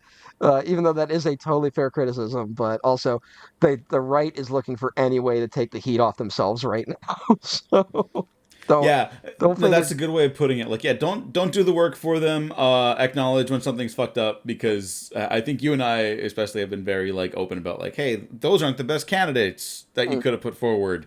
yeah It's not a surprise that we lost in hindsight yeah. or at the moment. So fucking get that shit together. Important to criticize. They're not our friends. They're not celebrities. They're working for us. So Iron be angry. Stash. It's fine. Do you remember Iron Stash? No, should He was I? a guy, I can't remember his actual name. He was like a construction worker who ran on like the Democrat ticket in like the first midterm post Trump 2016. And they kind of elevated him as being like, yeah, this guy's going to be the new face of the Democratic Party. And he had like really like centrist kind of takes, right? Like he was like a very like Hmm. blue. He was like kind of like you know, the secret Republican who's a Democrat, right? Like that the Democrats are always desperately Yeah. trying to get to happen. And then he lost. Like he just didn't win. And everyone forgot him. But that was the year that AOC won, right? Um, Hmm. and I think we're maybe about to see that with Zoharan, right? Of just Yeah. him winning, even though he's like ultra left, even more to the left than AOC was when she ran. And then meanwhile, Yeah. all the guys who are like the centrist guys they're trying to push are just getting fucking pummeled, right? So it could just be at another moment like that, right? Um, It could be. Hey, is New York like the determining factor of the future of this country? I don't know, because what did De Blasio really do? I don't know. But I mean, look, Just it, uh, it is something that Zohan's just so popular outside of New York. Like I think people don't even remember who De Blasio was, right? Like whereas I don't know. Zohan, That's your coast. I don't remember that guy. you really don't remember De Blasio? Not very well. He was, No. he was the mayor of New York City. Yeah, but I don't hang out in New York. It's a little out of my purview. You were the one that posited New York City being the future of politics in this country. I was assuming Yeah, you at but least but knew. then the more I thought about it, the more you were talking, I was like, you know what, maybe not. I think all eyes are on it right now because Yeah. we need like some optimism. I think a lot's riding on this win, frankly. Well, de Blasio ran I on a guess lot. that's what I'm De realizing. Blasio was the lefter guy when he was elected in 2014. Now that's a very different world now. So maybe you are right. Maybe it is a sign of where things go, right? Because I'm looking at like a lot of what he ran on just became much more popular among the left going forward, right? Like, Hmm. um, he was very progressive, like social policies. He was free kindergarten shit, uh, de-escalation of police tactics, right? Um, he ended a lot of like the post 9/11 shit. But then look, immediately after who gets elected, Eric Adams, right? Like, and Hmm. he's been like, tough on crime type shit. So it could just be the waves. We went on for we finally got back the off tangent shit we're known for. Yeah. You're welcome, people. You're welcome, America. All right. John Lithgow is also in this. John Lithgow, who we barely talked about as Lizardo. Uh, we didn't even talk about who the fucking red lectoids are. Oh yeah. Well, fucking. It's you know what. Usually it's on us.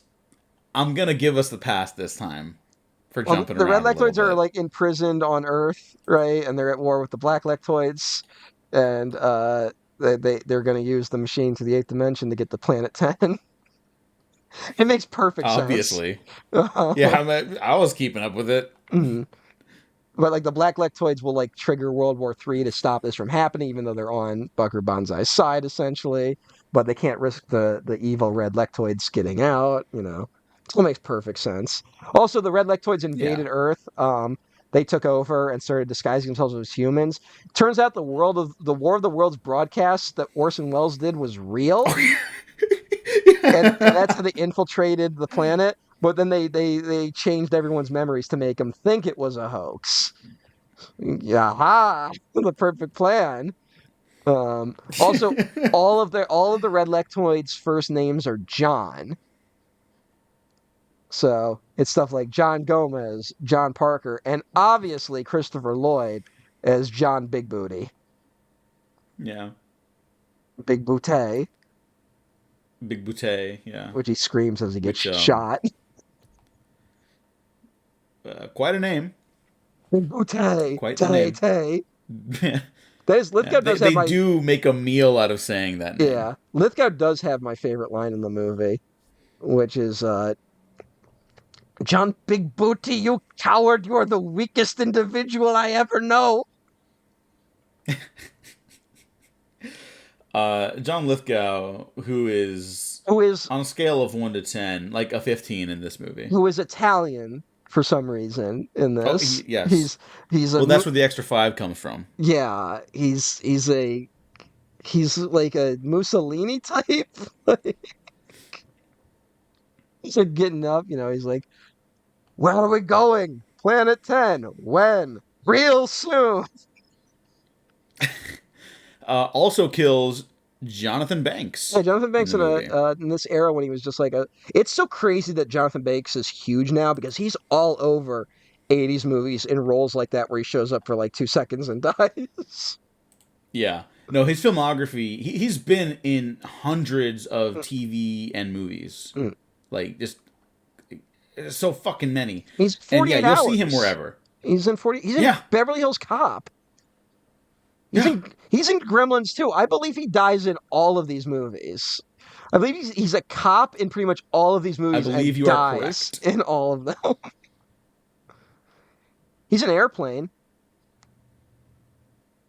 He's one of the Oh, radar. really? He's one of the radar guys. Again, not a surprise. I haven't seen Airplane in many I think his years. line is something like, "It's like he's descending 3,000 feet. He's ascending 4,000 feet. He's descending again. Wow, what an asshole!" I think that's his big scene in the movie. Yeah. It's like that thing of like Uh, he only is on Breaking Bad because fucking Bob Odenkirk was like sick that day or whatever. Oh, really? That's why they brought him in. Like Yeah, they like needed a character to fill that void. like the original thing was that it was going to be Saul was going to go there and clean up the scene, right? And Oh, that's fucking great. and then for whatever reason, either Odenkirk wasn't contractually obligated for that day or was sick that day. But then like we need someone, so they just wrote Mike as a character. And I mean, he did. Oh, And it is one of those where like this is why kids always fucking try your best. Like never phone it in performance wise. Never phone it in because he shows up and it's just like you're immediately like, I want to see 17 more episodes of this guy. And it's like, well, you get him. you get him, and he becomes Yeah. like the character where like on the show, it's like everyone on Breaking Bad sucks, and then you have Mike, and you're like, well, I kind of like Mike. Yeah. So No, he is like many people's favorite like character in that show. mm, Like fuck, man, Breaking Bad was so fucking good. yeah. Like obviously, I'm not saying anything new, But but you know what? like I've kind of been hankering to rewatch it. We have to say it more because like for some reason the narrative has become Breaking Bad is overrated, and those people are wrong. No, no. Yeah, Okay, okay. Yeah, I'm gonna fucking be annoying about this shit. Breaking Bad fucking rules. yeah. It deserved every bit of the hype praise it got over the last I'm decade and a sorry. half. I am sorry too that it ruined culture. Like that's not Breaking Bad's fault though. It's not Yeah. Breaking Bad's fault that every show tried to be Breaking Bad afterwards and failed miserably, right? Like, Hmm. but Yeah. Breaking Bad's a great show. I don't know what to tell you. Yeah. Also, Ryan Johnson directed like 2 or 3 episodes, and guess what? They're the best episodes in the show, Yeah, arguably. yeah. So, It is one of those where like I want to like make fun of Star Wars fans who are like, "Who is this Ryan Johnson guy?" And I'm like, "I know you love Breaking Bad, motherfucker, and I know you love yeah. Ozymandias, and you're fucking talking about how great that episode is." And I'm like, "Guess who directed it, motherfucker?" Oh man, God, I gotta rewatch that shit.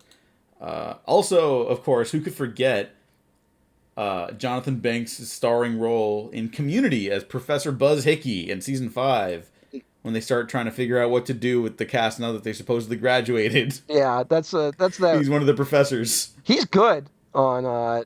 He's great. He has maybe my favorite line delivery of anyone on Community, which is saying something. Um, in the episode where they do the fucking what was it called? The Meow Meow Beans, the fucking phone Oh app where yeah. and they're introducing it.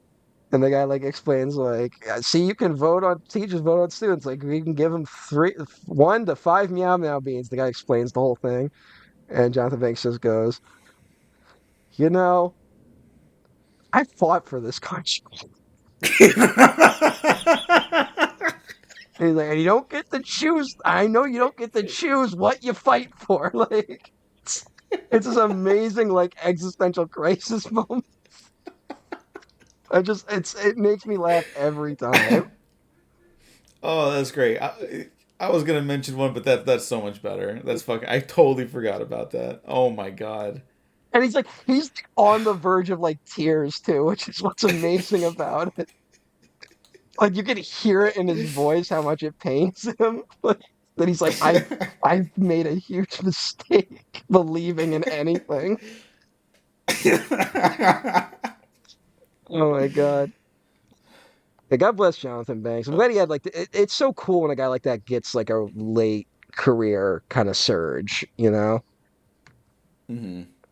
If he's is he Yeah, even well doing anything deserved. now? Like I can imagine. I understand if he's not. Like obviously he did a lot, you know. Um,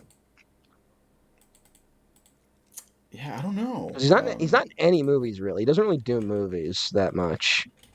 Um, but Maybe he'll be in Vince Gilligan's new show. oh, what's Gillian got coming? Is he get stuck on that It's island premiering. again? No. Very very funny. He could Very be funny. the I he get it. could be the Yes. skipper. Oh my god, he could. Even for like a dark uh, Gilligan's Island. oh my god. Okay, you might have something there. No, it's some like sci-fi show. It's called Pluribus. It stars that actress from Better Call Saul. Oh, her, the lead. Rhea Seehorn. Yeah. Okay. Yeah. All Kim right. Wexler. Yeah, yeah. She's great. I'm cool with that. Yeah. That could be fun. Here, let me read you the premise since we're winding down here. Mm. Set in Albuquerque, New Mexico, the series follows author Carol Sturka, who seems to be the only person immune to an unexplained virus that transforms the world's population into content and optimistic citizens. It's interesting. Yeah, So it's going to be a show or is it going to be a mini series? it's a show. Okay. We'll see how that goes. I mean, Vince Gilligan's good, so I'm interested. He Yeah, he was and him in like trying, sci-fi territory again is yeah, will be cool. he was trying to get like a Jonestown project made. Like, Really, yeah, it I was don't like think I knew that. it was going to be directed by Michelle McLaren, the woman who was originally going to do Wonder Woman, who like directed a shit ton of Ah, episodes of Breaking Bad and Game of Thrones and Walking Dead and shit. yeah. Oh man, she's a good director. Or Wonder Woman script was gonna have like a talking tiger in it or something. God fucking damn it. Yeah, I know. It's like it sounds like it would have been amazing.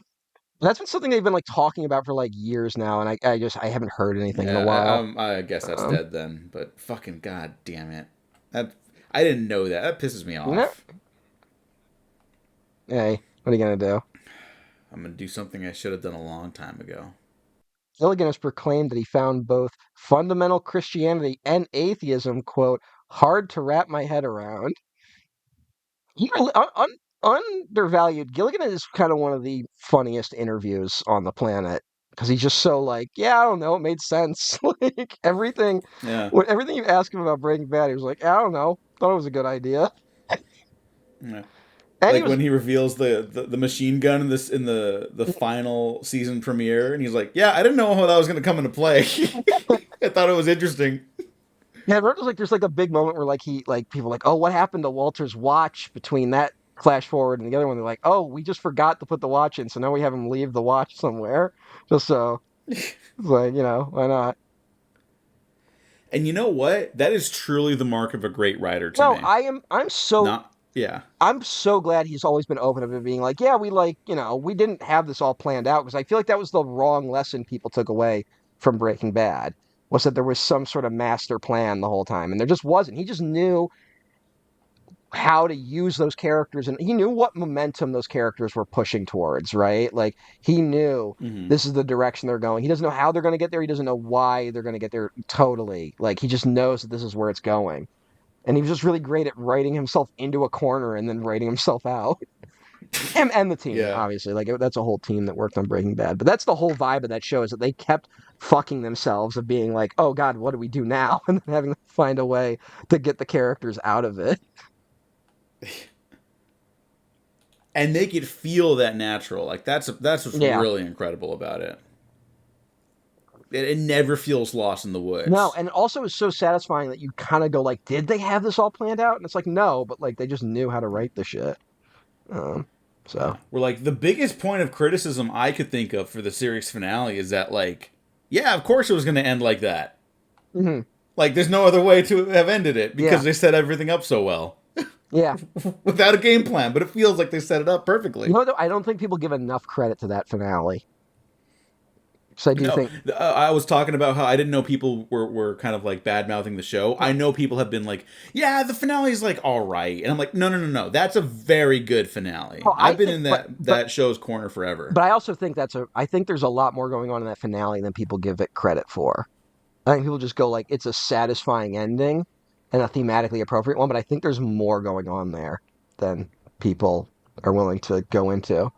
Um, but Like in terms of like Walt, like it's not just a big Walt power fantasy because I yeah, know that's been a criticism of it's it. a lot more than that. I really do think it has. This is going to be the most insane thing ever. I do think it has a similar gravity to the finale for The Sopranos.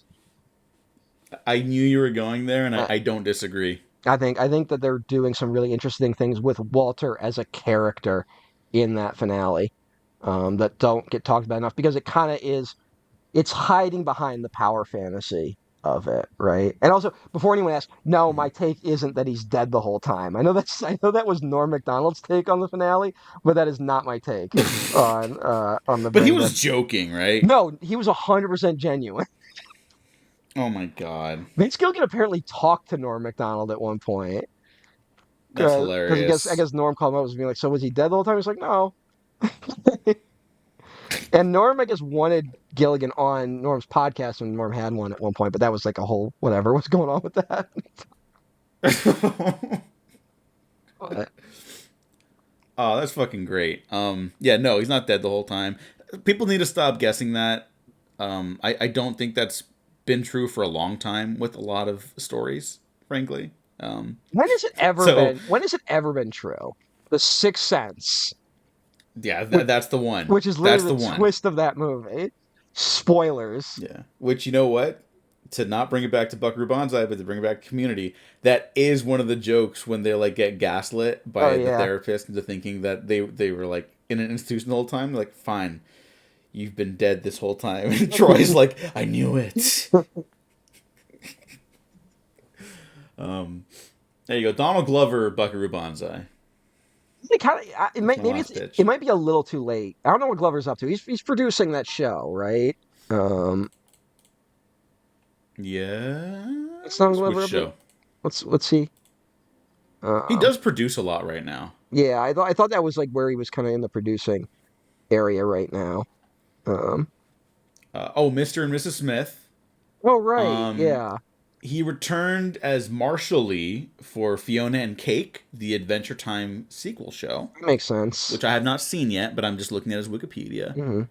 He also, I believe, wrote and produced that show on Amazon called Swarm, Hmm. which I heard was very well received. I've not seen it. Yeah, and he's working on the next season of Mr. and Mrs. Smith. This feels like he's like one of those guys now where he's doing like 50 things. So it might be you maybe can't do the Donald Glover thing where it's like just him now. You know what I'm saying?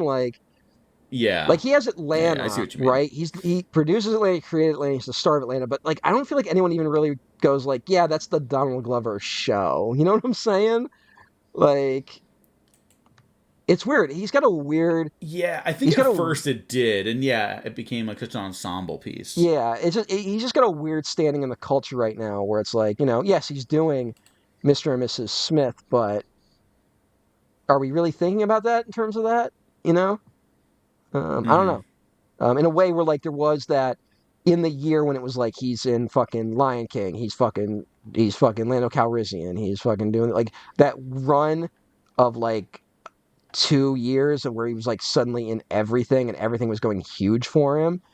Like it feels like Mm-hmm. that moment kind of passed. Not that it's a bad thing because he's clearly doing well, right? But um, Yeah, but in terms of that monoculture discussion we had yeah. earlier, he's if there is one, he's not at the forefront of it, and that's not necessarily a bad thing. Also, I think he got hit with like a like overrated tag after a little while, right? Like Oh yeah, uh, yeah, yeah, post This Is America and shit like that. yeah.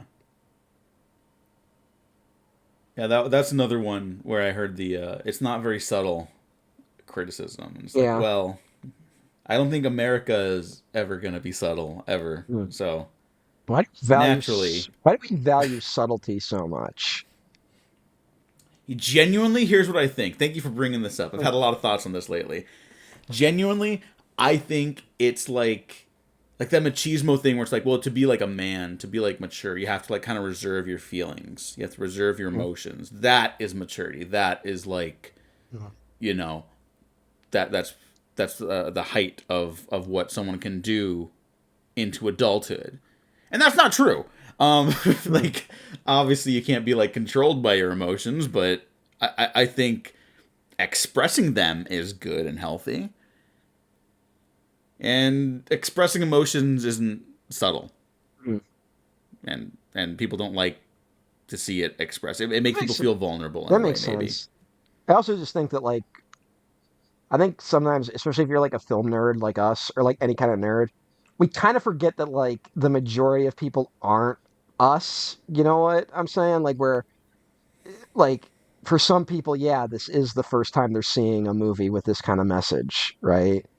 Where Yeah. so like I really think Joker's a good litmus test of this of being like, yes, that's the first time a lot of people are getting exposed to something like Taxi Driver, but the flaws of Joker that's still a bad movie, right? Like I'm still comfortable being like Joker's bad, and it's not because it lacks subtlety, right?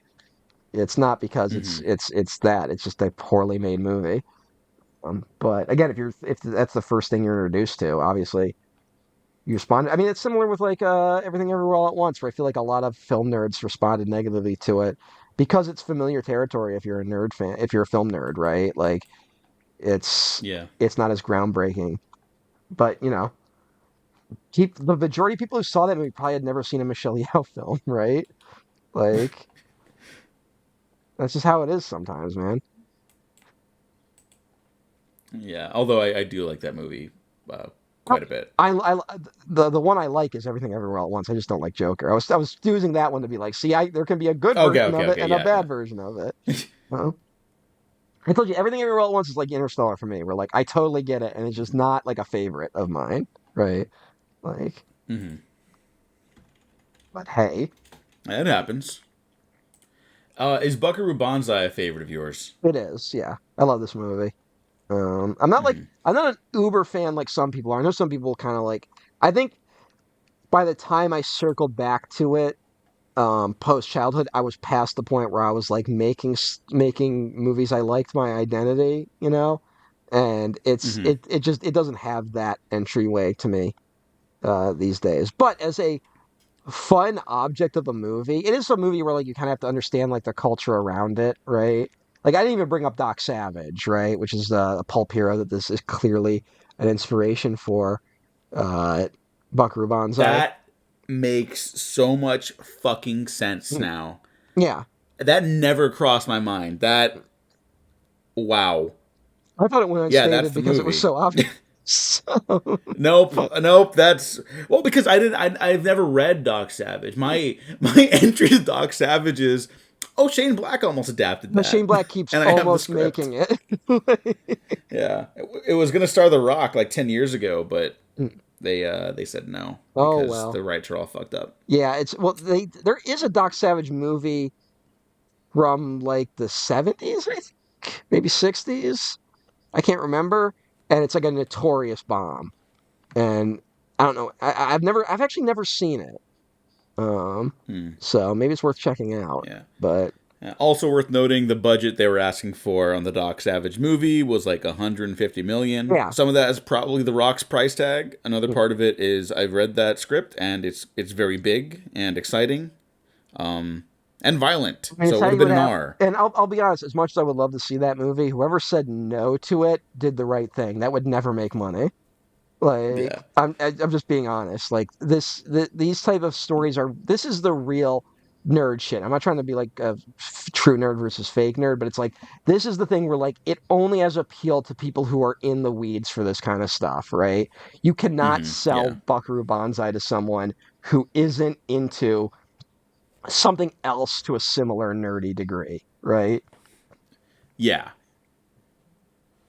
Yeah. So, This is like, oh, you like Big Trouble in Little China? mm, Watch Buckaroo Banzai. yeah.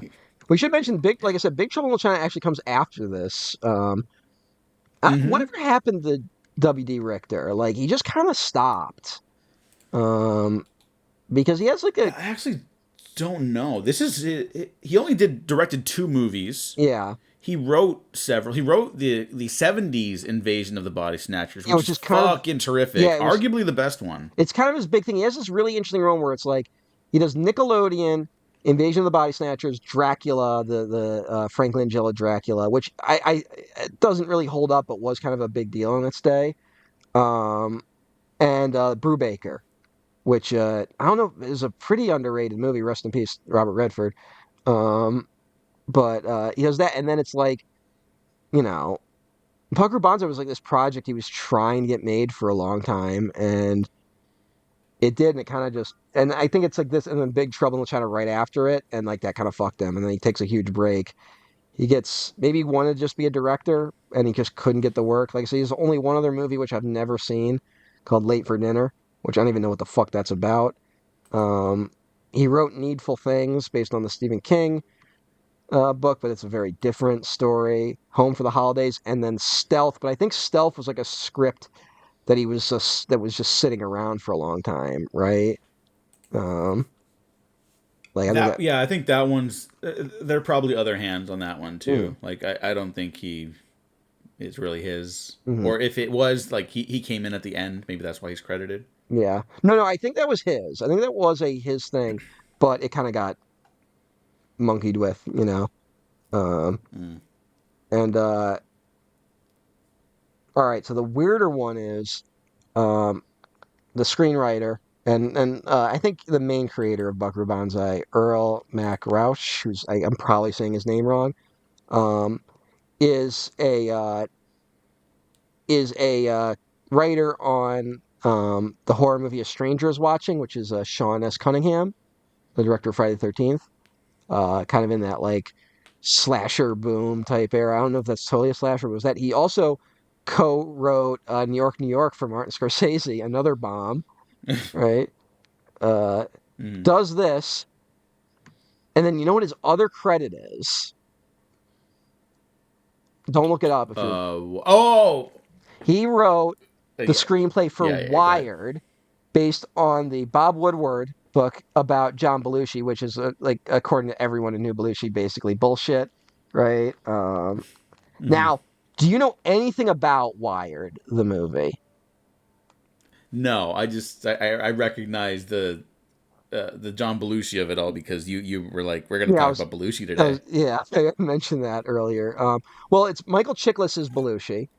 Um, and it's also, I think, the reason why he's bald. I think whatever he used to dye his hair, like, fucked his hair up permanently. So that's why Chiklis is bald. That's right. Yeah, It's either this or like a play he did at the same time. Something yeah. happened to that poor man's head. Mm. It is Sorry. something where it kind of fucked his career up, like, because the movie had such controversy around it, you know. Mhm. Well, what do you think? Uh, what do you think the movie Wired is about? How would you frame the life of John Belushi? Ooh, okay. That's kind of a big question, but I guess I would say like probably his rise to stardom, right? And then his problem with substance abuse. That's probably the direct, easy angle, right, for a biopic. That would make sense, correct? Uh huh.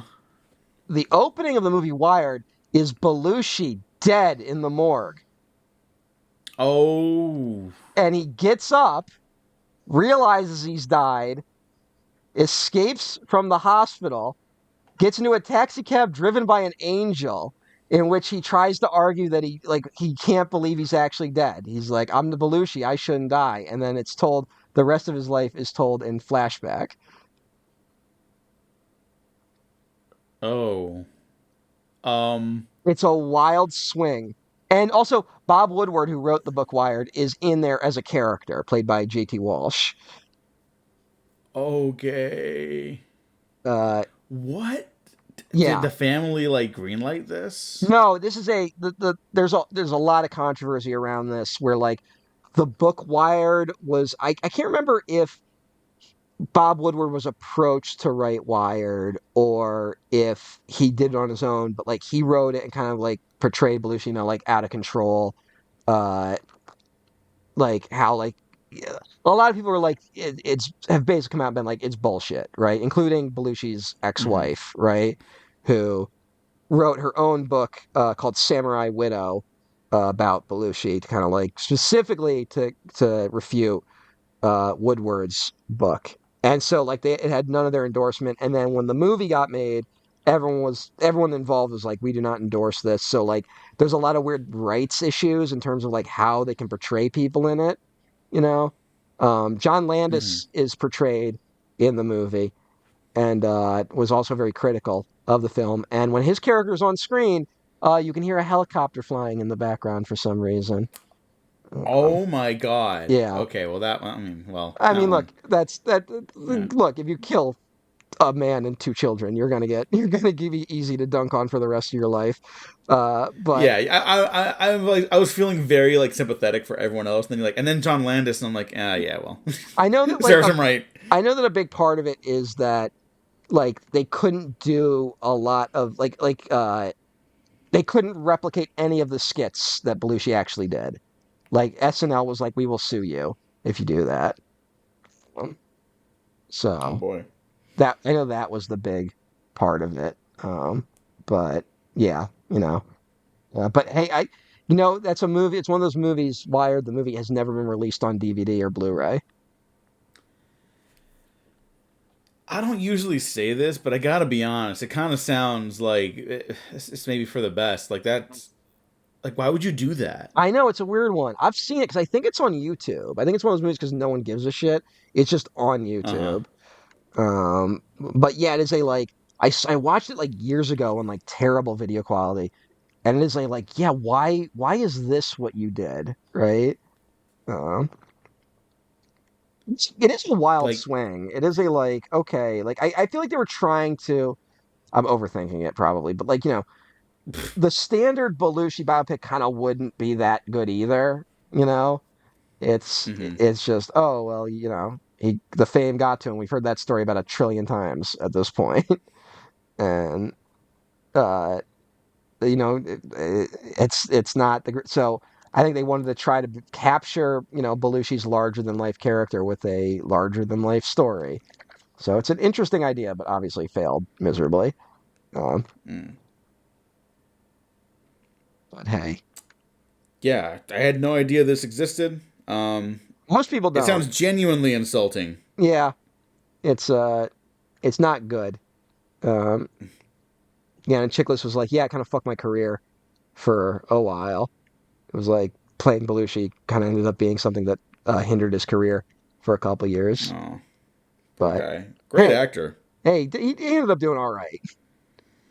He was Yeah, I Ben mean, Grimm, the people still refer Thing. to the Shield as like, oh, I go to the Shield, and you're like, hey, he was the I Thing. I know. I couldn't help it. Yeah, no. Look, that dude put on all that prosthetics for nothing. That guy, Yeah. really didn't need to do it. No, he is fucking great though. Like not just in those movies, like in general. He is the best thing about those movies, like in general. I guess he did American Horror Story Freak Show and said that was one of the darkest years of my career. Oh no. So, hey, sorry, Chickless. Poor guy. Did you say why? Well, I think he's a really intense actor, and he basically said that was one of the darkest years of my career. It was, I think, it's one thing to do a horror film in the context of like 2 months or something like that, but to live in that for 6 months, it just became, I don't know, maybe it's because I'm an empathetic person, and I just sometimes start to take things on, but it was so dark and it was so nasty. Aw, poor Not, guy. it wasn't the show, man. Don't worry. It was you were in a room with Ryan Murphy for too much. Like that'll happen to a lot of people. Yeah. Mm-hmm. Notoriously chill Ryan Murphy. Chill guy cornering the market on exploitative serial killer miniseries. Not the only thing that's exploding.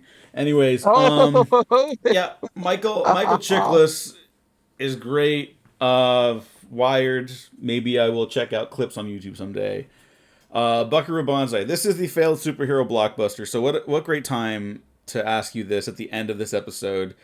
What do you think makes Buckaroo Banzai qualify as a superhero for this series? I mean, fuck you. It's our show. But also, Okay. no, I do think. Look, like I I do mentioned, have a take, I but mentioned the yeah. Doc Savage thing, and like Doc Savage is a prototypical superhero, right? Like all those pulp guys were just superheroes before we had superheroes, right? Like that's what it was. So like he's just like it's just them doing like an superhero in a post superhero age, right? It's partly why Mm-hmm. we're never going to get a good Doc Savage movie or a good Shadow movie, right? Because it's just the culture replaced those guys with characters like Superman and Batman and shit like that. Um, Mm-hmm. And he does, even though Buckaroo does fit like the more classic mode of science hero, kind of like a Reed Richards. But hey, we had to give Reed Richards powers and shit. There's a reason why Reed Richards and the Fantastic Four are known, and not the Challengers of the Unknown, right? Uh-huh. So Yeah, yeah. My comp was gonna be for like this is Fantastic Four type adventure stuff. Obviously, much more plot laden than I would like for a Fantastic Four movie to be. Um, but also like that's the charm of this too. It's just throwing a bunch of shit at you, and it's like, you on the ride? Yes, great. Come along, and it's like, all right, Buckaroo it's Banzai. much more. It's a lot closer to. Are you on board? No. Well, fuck you. And then I don't just think keep. it's a fuck you because that sounds aggressive, but like No, this is an the next aggressive. best thing. It's an aggressive movie in terms of not giving a shit if you're following. Like Hmm. it's not, it doesn't hate anyone. It's just like we're not going to slow down for any of you idiots. That's really all it is. Yeah, I guess you're right.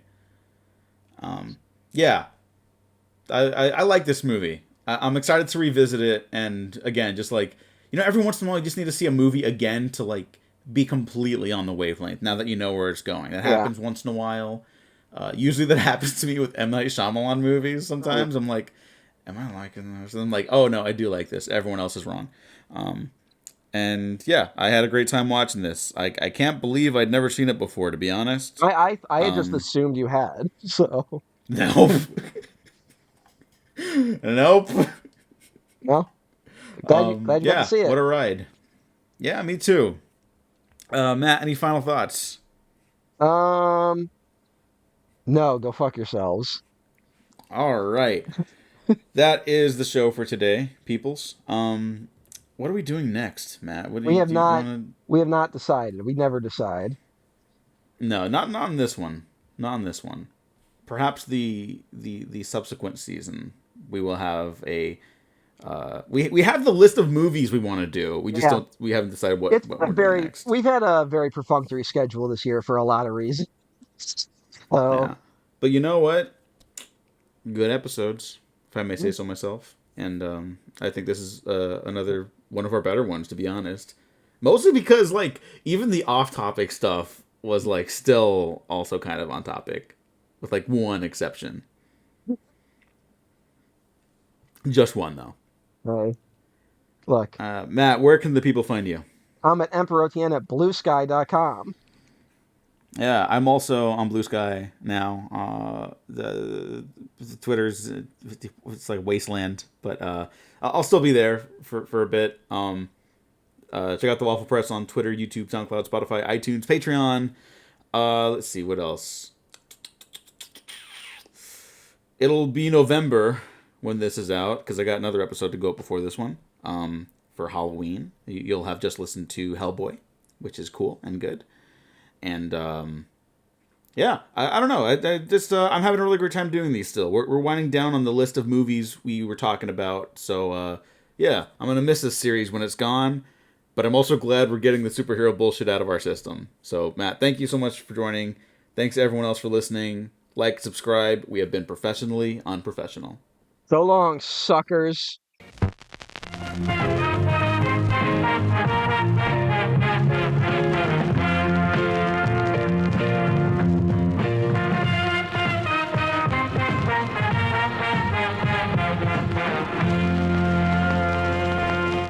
To the people still listening, I've been loving Hercules and Xena.